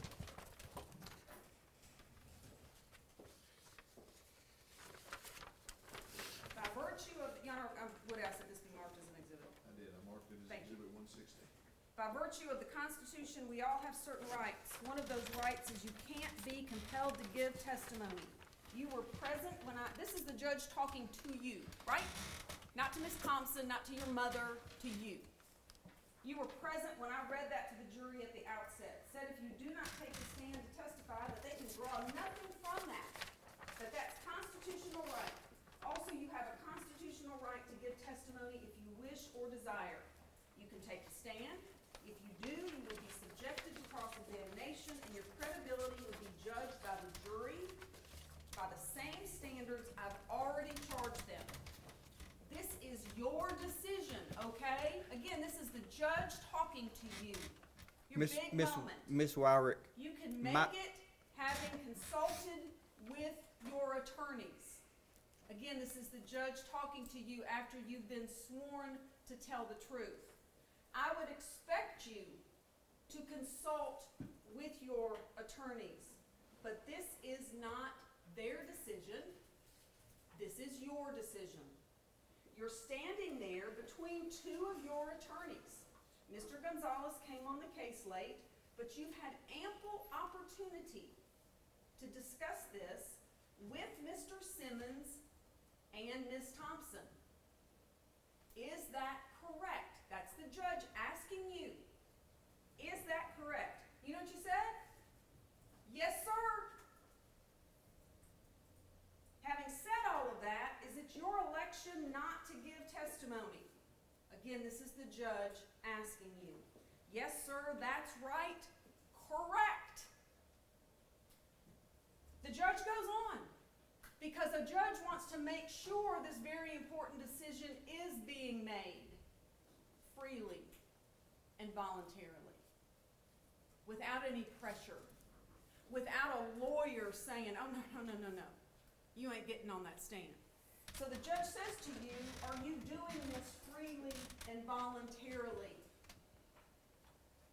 You said, yes, sir. You don't feel you've been pressured either way? This is the judge asking you again. No, sir. The judge goes on because it's that important. To give or to not give, you cut him off. You were so ready. No, sir. No pressure. No, sir. This is your decision. The judge is asking you again. This is your decision? Yes, sir. All right. Want to address anything further? Here's your open mic moment. Do you want to address anything further? absolutely. No, sir, I do not. And that was the end of it. And then your team began putting on your proof in the trial. What was the defense in your trial? Do you remember? I was innocent. Right. What was the defense? What was the strategy? Who I- committed the crime? Mr. Brett, There you go. Terry Britt was the strategy. And the defense was built around that, correct? I also want to say my mind was already made up about the testifying before the judge asked me all this.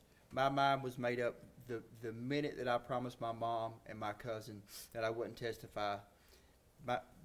There was nothing that was going to change that. So you're either lied to Judge McGinley when you were under oath. You didn't tell Judge McGinley anything about your mom and your grandmother pressuring you. So you either lied to Judge McGinley on that day, or you're lying to this judge today about it. Because that never Well- came out of your mouth, did it? That didn't come out of my mouth, but my Okay. mind was already made up. Okay. My mind was already made up. You never told the judge that, though, did you? No, I didn't. Okay, all right. I didn't. There was a lot of things that I didn't realize at my trial, things that I know now. There was a lot of things. I was totally unprepared. I had no way to access law books or anything. There's a lot of things I didn't know that I would have did different. There's lots of things. That you would have done differently. Yes. Right. Yes. All right. Absolutely. There was I would have demanded to go through all the discovery. I would have demanded it. That's one of the key things. What if there's something in there? My lawyer don't know if there's something in there. I mean, that's Well, let me ask you this. How many times did Ms. Thompson come to meet with you? I don't recall Miss Weirich. She came a lot. A She lot. did. She worked hard on this case. Almost 4,000 hours. Do you know that? Almost 4,000 hours of time that she billed the state of Tennessee for, which is probably an underestimate of the time. I would imagine she probably put time into this case that she didn't bill the state for. In addition to that, your family paid her $50,000, right? I believe it was 55. All right. She put a lot of work into this. How many times did she come see you? 10, 20, 30, 40? She came a lot. Give us an idea.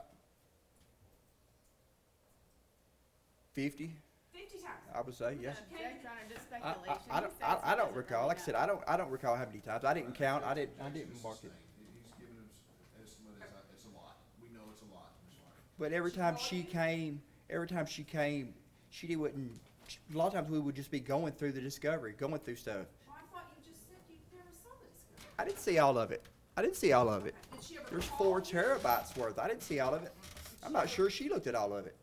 Did she ever call you on the phone? Did you ever call her on the phone? We did. Okay, so you had in-person meetings, you talked over the phone.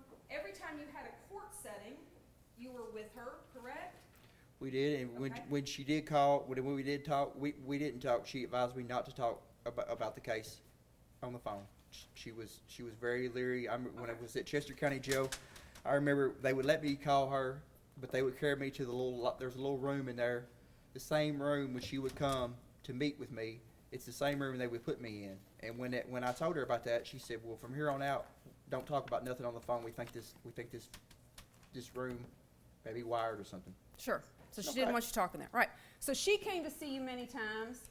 She also sent people to come see you, correct? She did. Mitigation experts that came to see you, right? Remember Lee Norton? Who was Lee Yep. Norton? The one that did the IQ test and all that. Okay. Jim Simmons, did he come see you? He did. All right. Did Jerry Gonzalez ever come see you? I don't specifically recall. I Okay. think he might have came once. I don't really recall. How many times did the mitigation specialist come see you?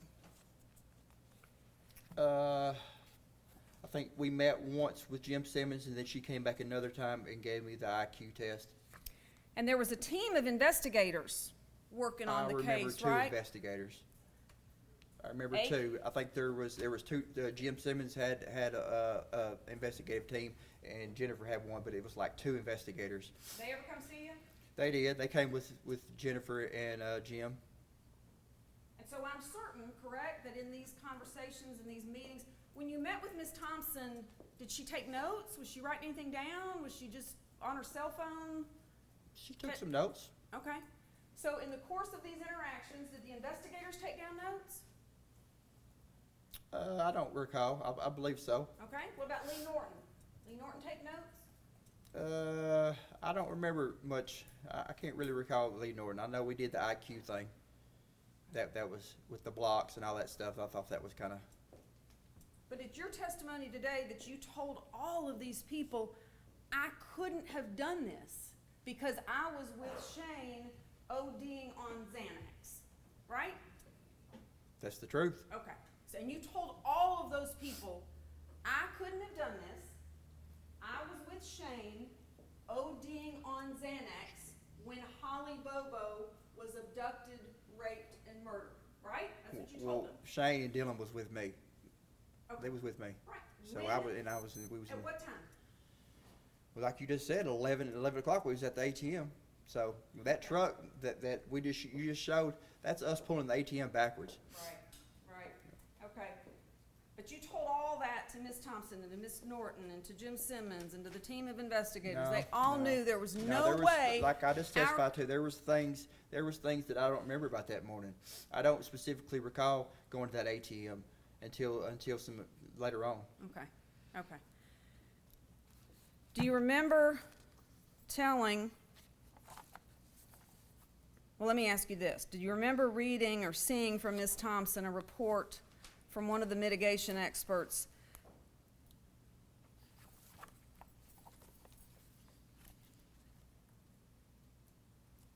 there are problems with using his mother as mitigation because Zach shot her?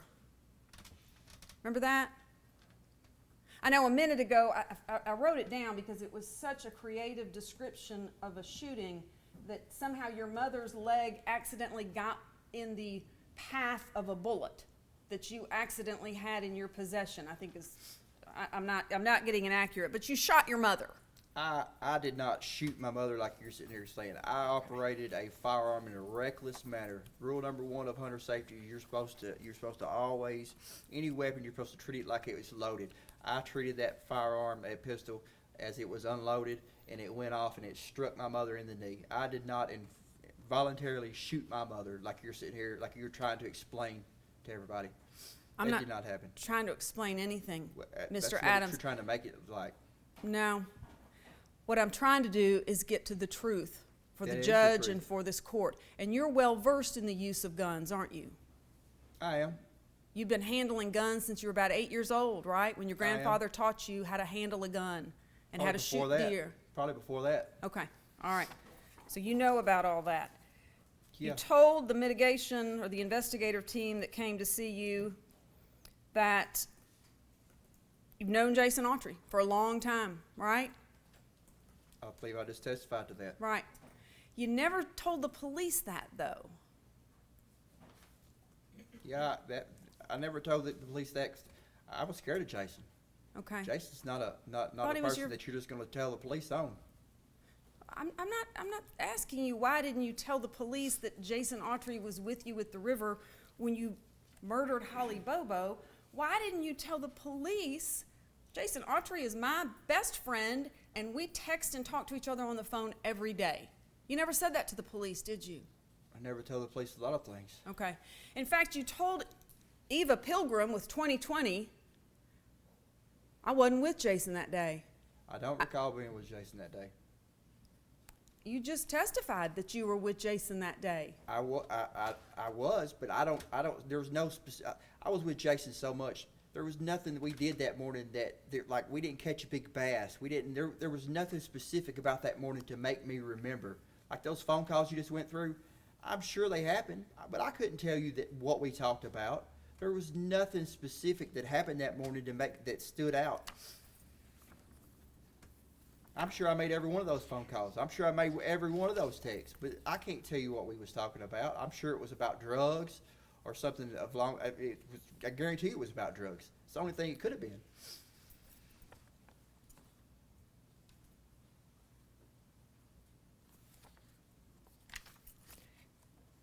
Do you remember how many times you told your lawyers, I just want to go to trial.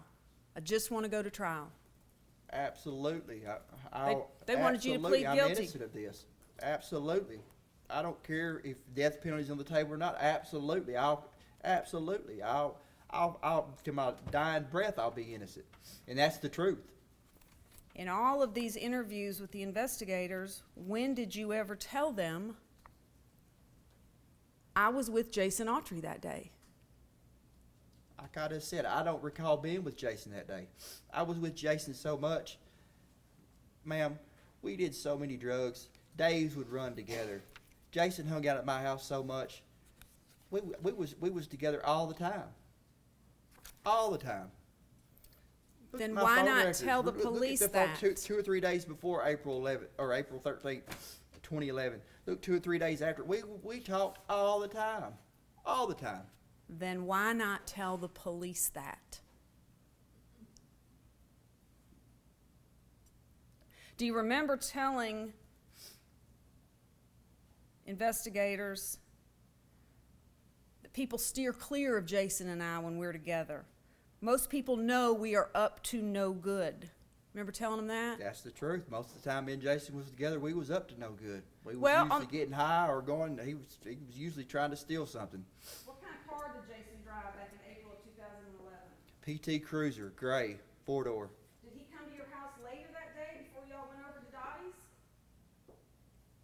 He did yeah, he came that day. So you did see him later that day? I did. Okay. Yeah. All right, y'all went to Dottie's together, and you're both covered in blood, is what your brother and Shane told the police. You both had blood on your clothes. That's a lie. You know, that was, of course, that's a lie, yeah. So- And that's when y'all got in the fight, right? You and Shane got in the fight there. Yeah, but what? So he just pulls up my house. He got blood all over him. We're just gonna go go about our daily business with just blood all over. That makes no sense whatsoever. There's a lot about this that doesn't make much sense. You're right. Like But I'm telling you're you- absolutely right. Like those ATM videos. If we had those ATM videos of that day, you would see Shane Austin. You would see me in the driver's seat. And you see my brother in the back seat. But where are they at? Right. Right? If we could get those, if the TBI would have did their job and got that, we wouldn't be here today. Promise you, we wouldn't be here today. Jury heard that you were in Parsons at 11:16 in the morning. The jury heard that from your own expert. Miss and Weirich, they did of course not they heard that. care. Do you know what time Holly Bobo was abducted? I don't. 7:50 in the morning on April 13th, 2011. So your defense team, you filed a notice of alibi, didn't you? You and your lawyers? Remember who your alibi witnesses were? Do you remember who you told the court your alibi witnesses were going to be in a written motion? I think it was what? No, I don't recall. Dick Adams, Dylan Adams, Shane Austin, Right. and Rebecca Earp. All the people that I seen that day. Right. All the people I made phone calls to that day. Everybody you just stated, I was talking to that day. Everybody you just stated every one of those names you just stated that I talked to on the phone that day. Every one of those names that I seen that day. Me and Dylan and Shane, we was all together that day. Did any of those people, who of that bunch saw you at 8 o'clock in the morning on April 13th, 2011? Nobody. Well, nobody. Right. So on April 13th, 2011, much later in the day, after you've gotten into a fight with Shane at Dottie's, your grandfather calls 911. Not once, but twice. On April 13th, 2011. That's correct. The jury heard that, right? That's correct. If I'm not mistaken, he said he's trying to get a gun and a vehicle. Well, why was I needing a vehicle if I had the white pickup like you said? That makes no sense whatsoever. And I believe you said it yourself yesterday. If I had access to a vehicle, why was I needing his vehicle? Maybe you were trying to get out of town fast because you That's just not the truth. It's kidnapped, because I didn't have a raped, vehicle. And murdered Holly Bobo. It's because I didn't have a vehicle. That's why I was trying to get his van. We could hit play. See if you recognize these voices.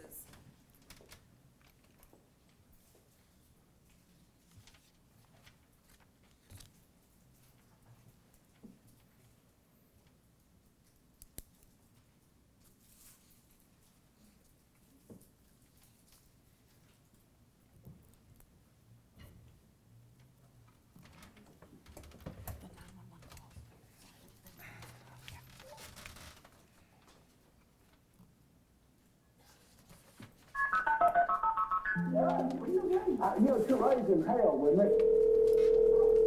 Is that your grandfather? That's Dick. 911, where's your emergency? Yeah, this is 260 Adams Lane. Zachary's down here raising hell again. Who? Zachary Adams. Okay. Causing trouble? Yeah, he's causing trouble. Is this Dick? Yeah, that's it. Alright, stay on the line with me. Okay. You got any weapons or anything? No, he don't have any weapons now. Did he have? No, he hasn't. He's just raising hell with me. Okay. County units, Minnie's been route 260 Adams Lane, 260 Adams Lane. I have a grandson causing problems. Time out 2147. We're not racing hell, we're having a agreement. It's just you and him there? Well, his brother's here too. That he's the only one causing problems. Yeah, he's raising hell wanting another am, I'm gonna let him have it. I'm talking to them, I'm on one side, they'll be down here in a minute. You raising hell with me, I tried to get you to leave. And you got me out of bed. How are you? Well, he said he's leaving now. Was he leaving in? Well, he ain't got no vehicle, there's nowhere to go, he's on drugs or something, I don't know what the hell it is. I can't put up with this, though. I'll wait and I'll bother you, okay? Okay, well, he said he'd leave me, he wouldn't bother.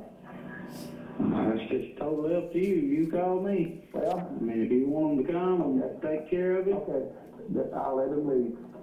all right. If you need us, call us back. Okay, I'll call you back. All righty. All right, bye. He ain't got no vehicle. That's There's what Dick another just phone said. call. There's another phone call. Okay, but he just said he ain't got no vehicle. Yeah, I didn't have no vehicle.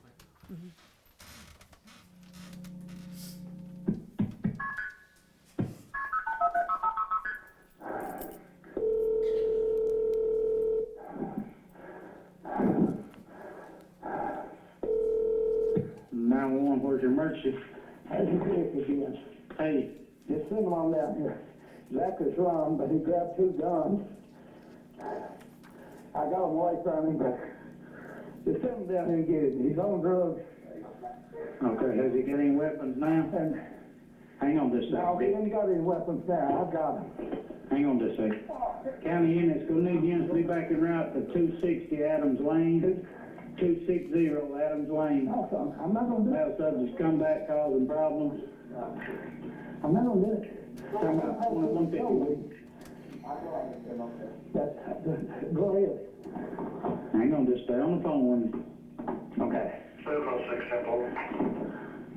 Is he still there in the house? Now he's leaving. He's running out here house now. Well, I'm tired of this. I can't put up with this. Where's he live? He lives right next door to me. What's his number? Do you know? 235 Adam 20.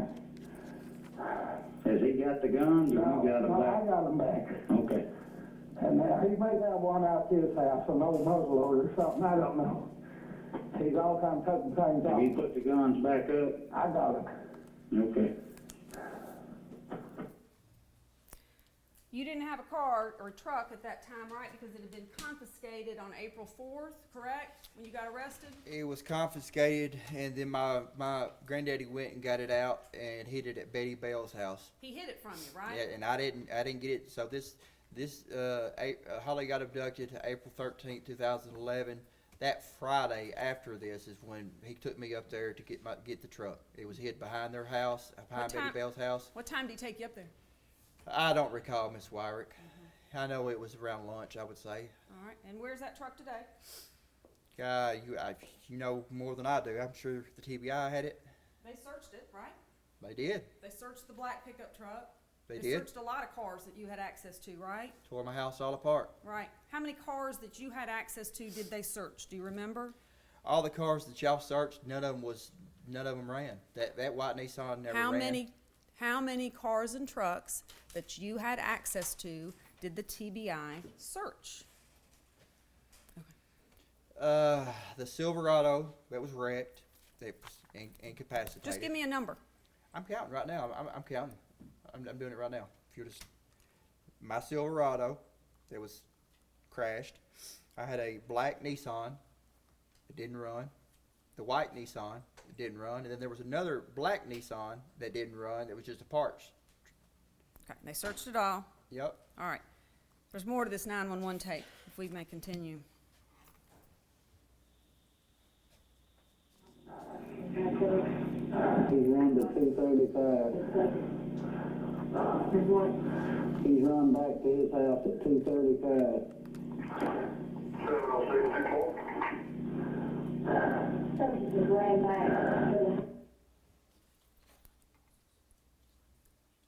Just calm down, Dick. We're gonna get you some help out there. He just come in and woke you up? Yeah. Temple. He's been letting him sleep all day, and I can tell he's messed up on drugs. I called him Friday too. And You just tell him if he comes back over, okay? okay.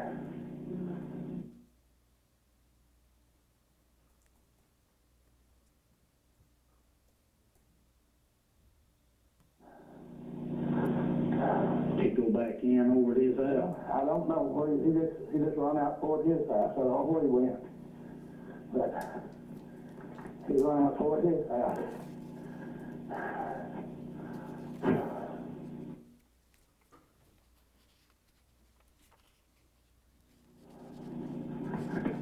And he wanting you to give him your vehicle. Is that what you said? He's wanting you to give him the vehicle? Yeah, he want my vehicle. So I just had to go to Lexington and get I called him up there with a bunch of drugs, and that's Trace Park. And I had to go get my vehicle out where the record pulled it in. Yeah. He messed up. I know it. He said the location. 2154.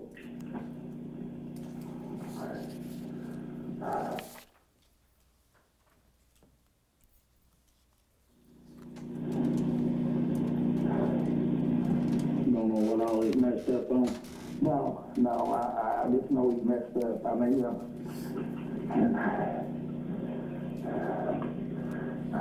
You haven't seen him since he took off, have you? no, he grabbed that couple of guns and I got him away from him. And he run. So he come to my house again, I tell him I'll shoot him. Hang on.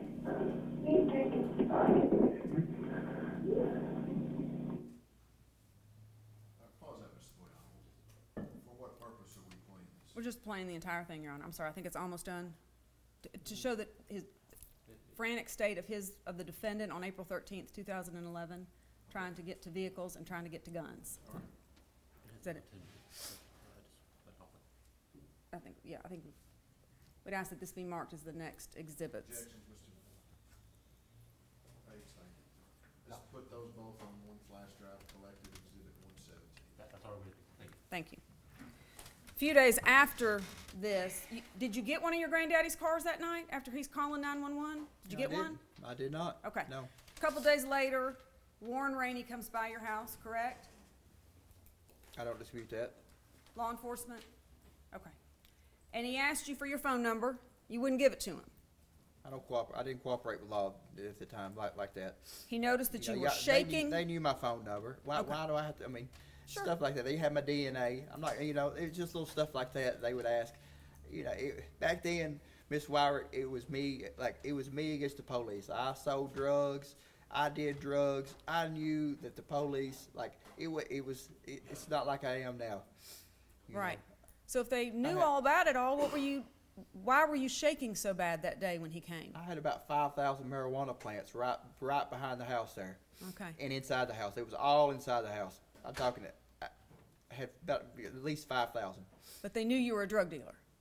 Yeah. Okay. So he comes by, wants to talk to you, check some things out.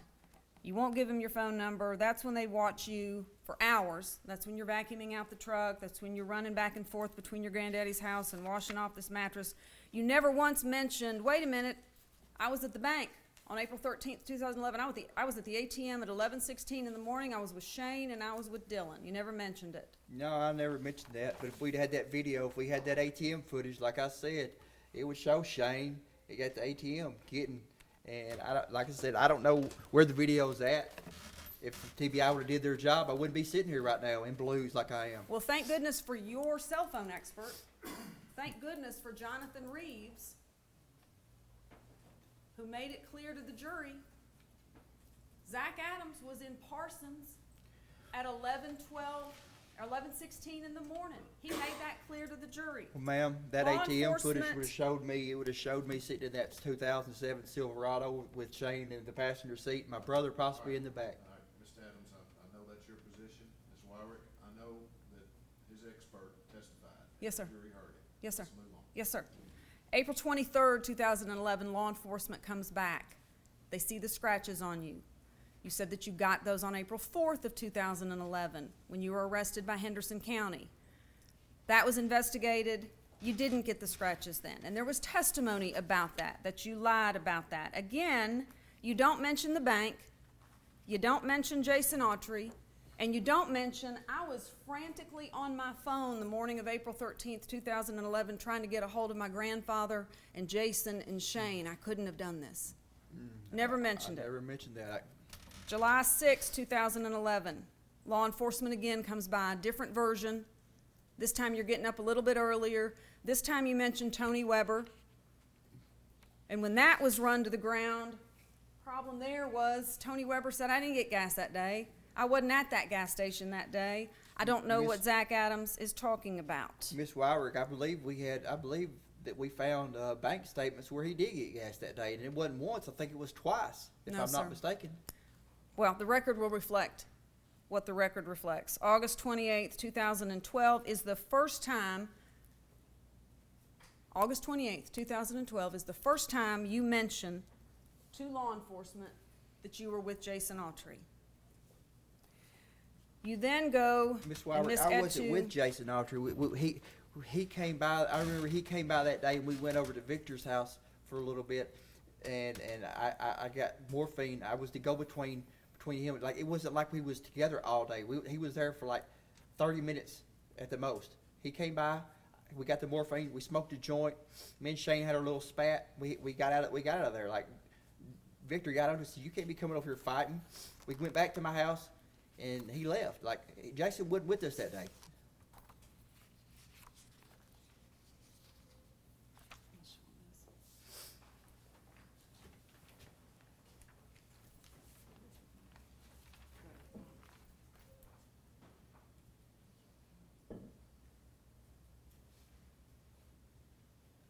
May I approach, Your Honor? You may. Thank you. Is this already been marked? No, sir. All right, witnesses be in hand. Here's this one. Set of documents. That needs to be marked. Exhibit 16, I believe. No, that's just a transcript of the moment hearing that was never marked. 116. I apologize. Now you're at, identification 118. I don't have, we probably on the screen, I don't have a paper copy. What does it say at the top of that? Original list regarding Zach's stupid mouth, Brian Smith. How many pages is that document? 1, 2, 3, 4. Your Honor, I'd ask that 4 page, that, Objection, say. Mark it exhibit 118.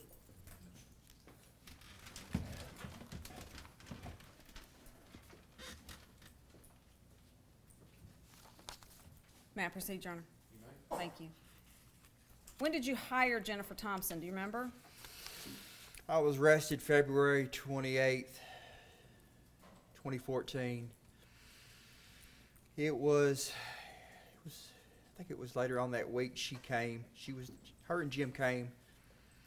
I wouldn't say I hired her right then, but she came on, and it was right before the preliminary hearing at the Decatur County for the trumped up charges that was later dismissed with Amber Bray and that.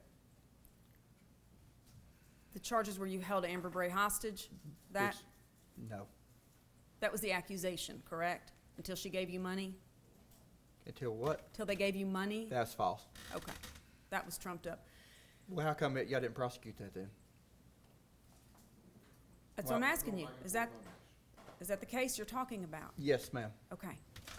You were also indicted at some point for threatening to kill your brother Dylan Adams, correct? I don't recall that. You don't recall being indicted for that? Miss Weirich, from February 28, 2014, do you know how many times the TBIs came, they've dropped the charges, recharged me. I've been charged with so many things. I couldn't even tell you how many times y'all have dropped charges, recharged me, charged me with stuff, tampering with evidence, all kinds of stuff that never went to court over. So if you was to tell me that, I wouldn't. I don't recall, but I wouldn't doubt it. The jury heard testimony that you tried to get Jason Autry to kill Dylan Adams, your brother. Absolutely not. That's a total lie. The I love my brother with all my heart. The jury also heard testimony that you got word to Dylan Adams that he better keep his mouth shut. Was that a lie too? No, I did say that. I was upset, and that's the reason that all this happened is the lies that he told.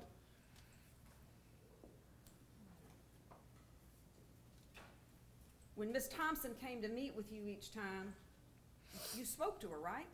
Like you answered her questions, y'all talked, you got along? Absolutely. Did she show up at every court appearance? Absolutely. Did she file motions on your behalf? Yes. She argued those motions? Yes. She subpoenaed witnesses to the trial? Yes. She asked you questions about, all right, I mean, where were you on April 13th, 2011? She asked you where you were and you told her, right? Yeah. You gave her everything you knew, right? Yep. You gave her names of people to talk to? I did, but throughout that day, there wasn't really a whole lot of people that I seen other than Rebecca, and I didn't throughout April 13th when we went to Parsons, we didn't really run into nobody that day that I could specifically give them that I didn't run into anybody that I knew. I didn't get out. I don't recall getting out of the truck after I left the Shell, and then we got up there to the drug dealer's house. I don't recall getting out of the truck except for up there at Joe's video. Other than that, I don't recall getting out of the truck that much that day. Would it surprise you to learn that Ms. Thompson, in talking with one of the many consultants that she brought in on this case, shared with that consultant that you were not engaged, you were not talking, and that you had absolutely no short-term memory about these events because of all your heavy drug usage? And she was doing the best she could given the fact that you were not sharing information with her. Would it surprise you to learn that she said that? It wouldn't surprise me at this point. It wouldn't surprise me what anybody would say. There's been so many lies told on me. I wouldn't be surprised what anybody would say. All right.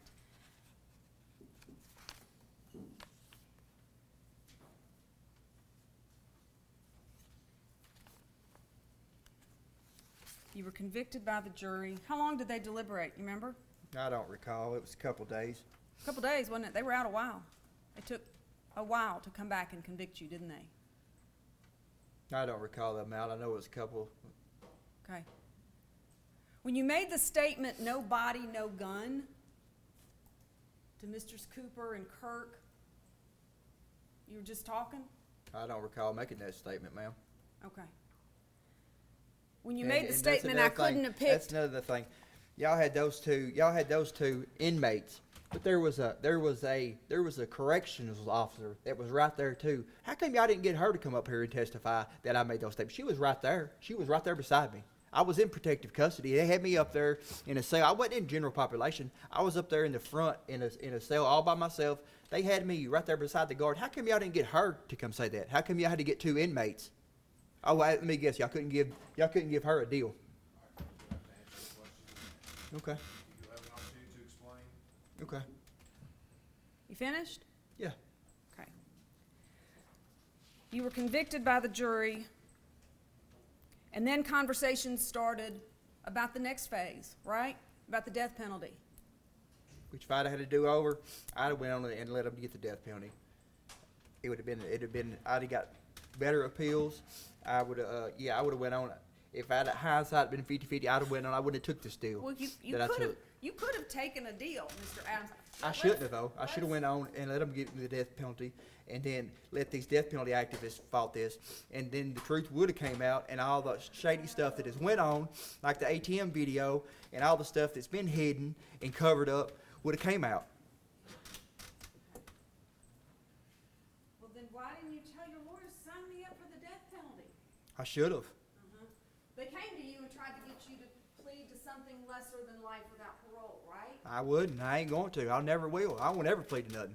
I'm innocent. Why would I plead to something I didn't do? Okay. That'd be stupid.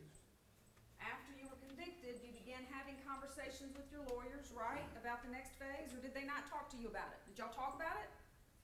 We talked. Okay. And they said the state is willing to take death off the table and give you life without the possibility of parole, right? Did they say that to you? They did. They did. And they come back and they said the first time, I believe it was they didn't want me to have no appeals. I said no, absolutely not.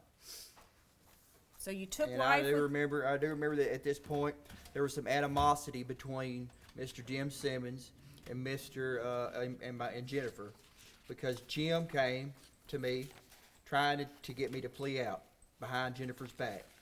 And then after I said, no, I'm not pleading out to something I didn't do, he made me sign a motion. He wanted me to write a motion to the judge because he wanted to recuse himself. In which I did.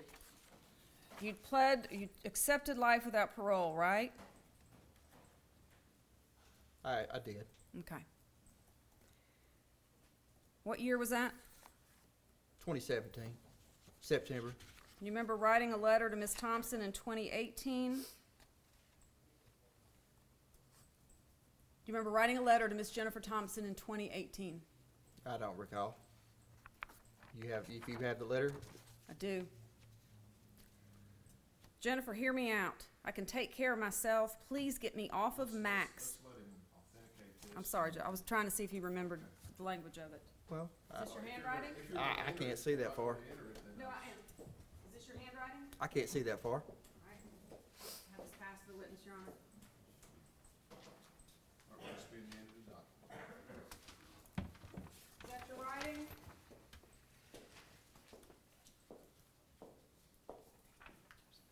That is. Okay. Your Honor, I ask that that be marked as the next Yes. numbered exhibit. Mark it as exhibit 119.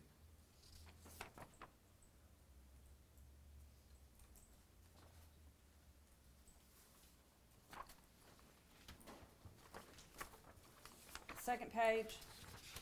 Okay. Where at? I wanted to go to trial and you made that happen. Remember telling her that? Well, that's what happens when you don't plea out. So I don't believe that she made that happen. I believe that that's part of the court system. That's what happens whenever you don't take a plea. You go to trial, right? Is that your writing? That is my writing. Is that a letter you sent to Ms. Thompson? That is. Okay.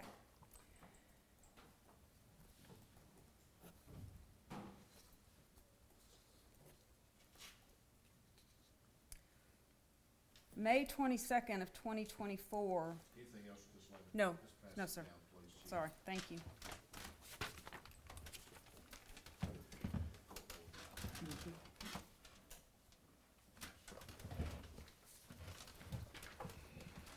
May 22nd of 2024, do you remember having a jail conversation? What's the date, Ms. Weirich? May 22nd, 2024. May 22nd, 2024.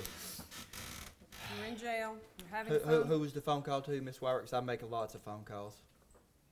Ms. Spirko, Okay. and she was needing instruction and help on burying something. You remember this?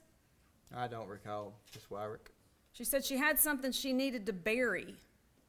She didn't say what it was, and you told her where to go. You instructed her to go to a piece of property that your family owned. You remember this? Okay. Yeah, I remember. You remember that? Seems like I remember. Seems Okay. like I do. Keep going, though. Told her to go to that property and bury something and not to take a cell phone with her. You remember that? Okay. Do you remember that? Seems like I do. Okay. Do you know what it was that she needed to bury? I don't recall. Okay. Do you? Do you know what she needed to bury? I do. Okay. But- What was it? I don't really recall. I don't really recall the conversation exactly, but it was something to do with if something happened to me, it was the story, so if something happened to me while I was in prison, it was the interview that I gave to her of everything that the truth. That's what it was. Nothing further, Your Honor. Redirect, Ms. Etue. Yes, Your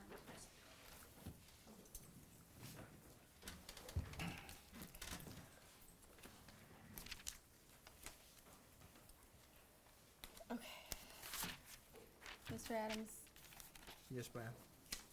Ms. Weirich asked you a bunch of questions about how hard Ms. Thompson worked in preparing for your defense. Do you recall that line of questioning? Yes, I do. Okay. And she read through your testimony to the court, telling him it was your decision not to testify. Okay. Right. Can I elaborate a little bit? So I've never been in a trial before. I never knew how a trial worked. So I never knew. I couldn't. Looking at the way she worked and the way y'all work is like day and night. She was so unorganized. She was just. She didn't know. It's like she didn't know what she was doing. Well, let me ask you this, okay? Did you have any idea that your attorney did not know the circumference of a .380 round? I did not. Did you have any idea that your attorney did not know the difference between a cell phone expert and a cell phone tracking expert? I did not. But I do know we had unlimited resources that we could have hired any kind of expert available. And we didn't. I believe the only experts we hired were a jury consultant and a cell phone expert. And do you recall seeing any video, still image, anything that showed your truck at the ATM during trial or before? Nope. Okay. I remember I told Miss Thompson that about me being at the Delta, and I remember she was asking me like which pump I was at, but no, I've never seen no video of the ATM. Okay. You recall Ms. Weirich asking you about when you accidentally shot your mother? Yes, ma'am. Okay. And she read off a report from a medication expert that said that using your mother, that it would be a problem using your mother as a mitigation because you shot her, right? So during that incident, when you were mishandling a weapon, were you on drugs? I was. So were you high at the moment that happened? I was. And do you typically remember 10 days after a regular day of your activity, everything that you've done? 10 days ago, I couldn't tell you how many times I used the bathroom or how many phone calls I made or exactly who I talked to. But I can tell you that I probably talked to my mom. I probably talked to my granddaddy. There's 2 or 3 people that I always talk to. But other than that, I couldn't tell you what we talked about, the substance of the conversation, what I ate, or a lot of things. No. Did the police at any time ever ask you specifically about Jason Autry? They did not. They just wanted to know where I was that day. Where was you at, Zach? And I told them. I told them exactly where I was at. Okay, so your testimony was that you met up with Jason Autry and went to Dinsmore to go buy morphine, right? Mm-hmm. Okay, so is that something you would want to tell the police? Absolutely not. And you also mentioned that, Mr. Autry's a commanding figure. Would you agree? 6'6", he's a big dude. And you said that you didn't want to get on his bad side, right? Absolutely not. So we heard the 911 calls from your grandpa. Yes, ma'am. Was that the first instance that you ever had your grandparents have to call 911 or had problems with them? No, ma'am. Because you were using drugs, right? That's right. And you would get in fights with your grandparents.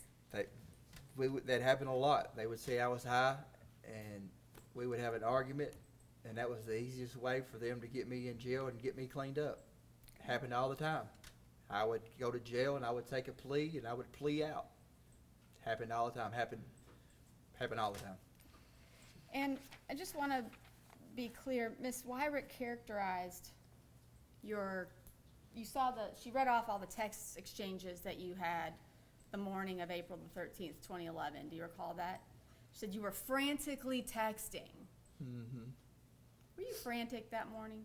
I was not frantic. I had been up arguing with Rebecca, and I was asleep. Like I said, I don't recall going to the river with Jason that morning. It's because nothing stood out that morning. We didn't catch no big bass. He didn't have a large amount of drugs. There was nothing that morning that was out of the ordinary. And the only reason I remember Shane calling is Shane never called like that. He never asked me that. And I was like, Shane, why would you call and ask me if I wanted to overdose on Xanaxes? But like, it's just the way Shane was. He was just kind of he was trying to be funny about things. So that's something that stood out to you about that day. It is.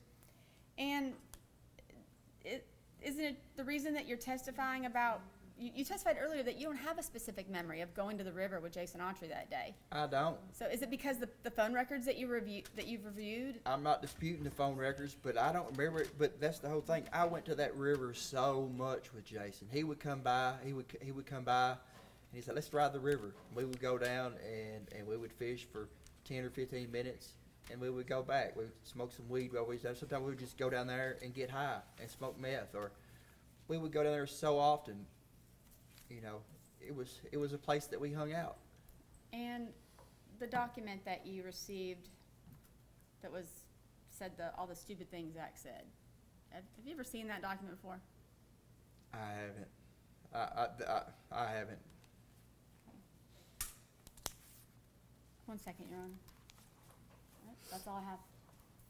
Were you, Questions? one more question. Were you at the river on April 13th, 2011 with Jason Autry? The phone records says that. Were I do not remember. Were you at the river? The phone on records. I'm going to object. He's answered that. He says he didn't remember. All right, we have an objection, it's asked and answered. Are you asking a different question? I am, because I recall two different answers now. All right. On April 13th, 2011, were you at the Tennessee River with Jason Autry? The phone records reflect that. Like I said earlier, I'm not disputing the phone records, but there's nothing about that morning that stood out. So I'm not disputing being at the river with Jason. I went to the river so much with Jason, I'm not disputing that. But there's nothing about that morning that stood out. And no reason to dispute the phone records, right? That's right. Nothing further.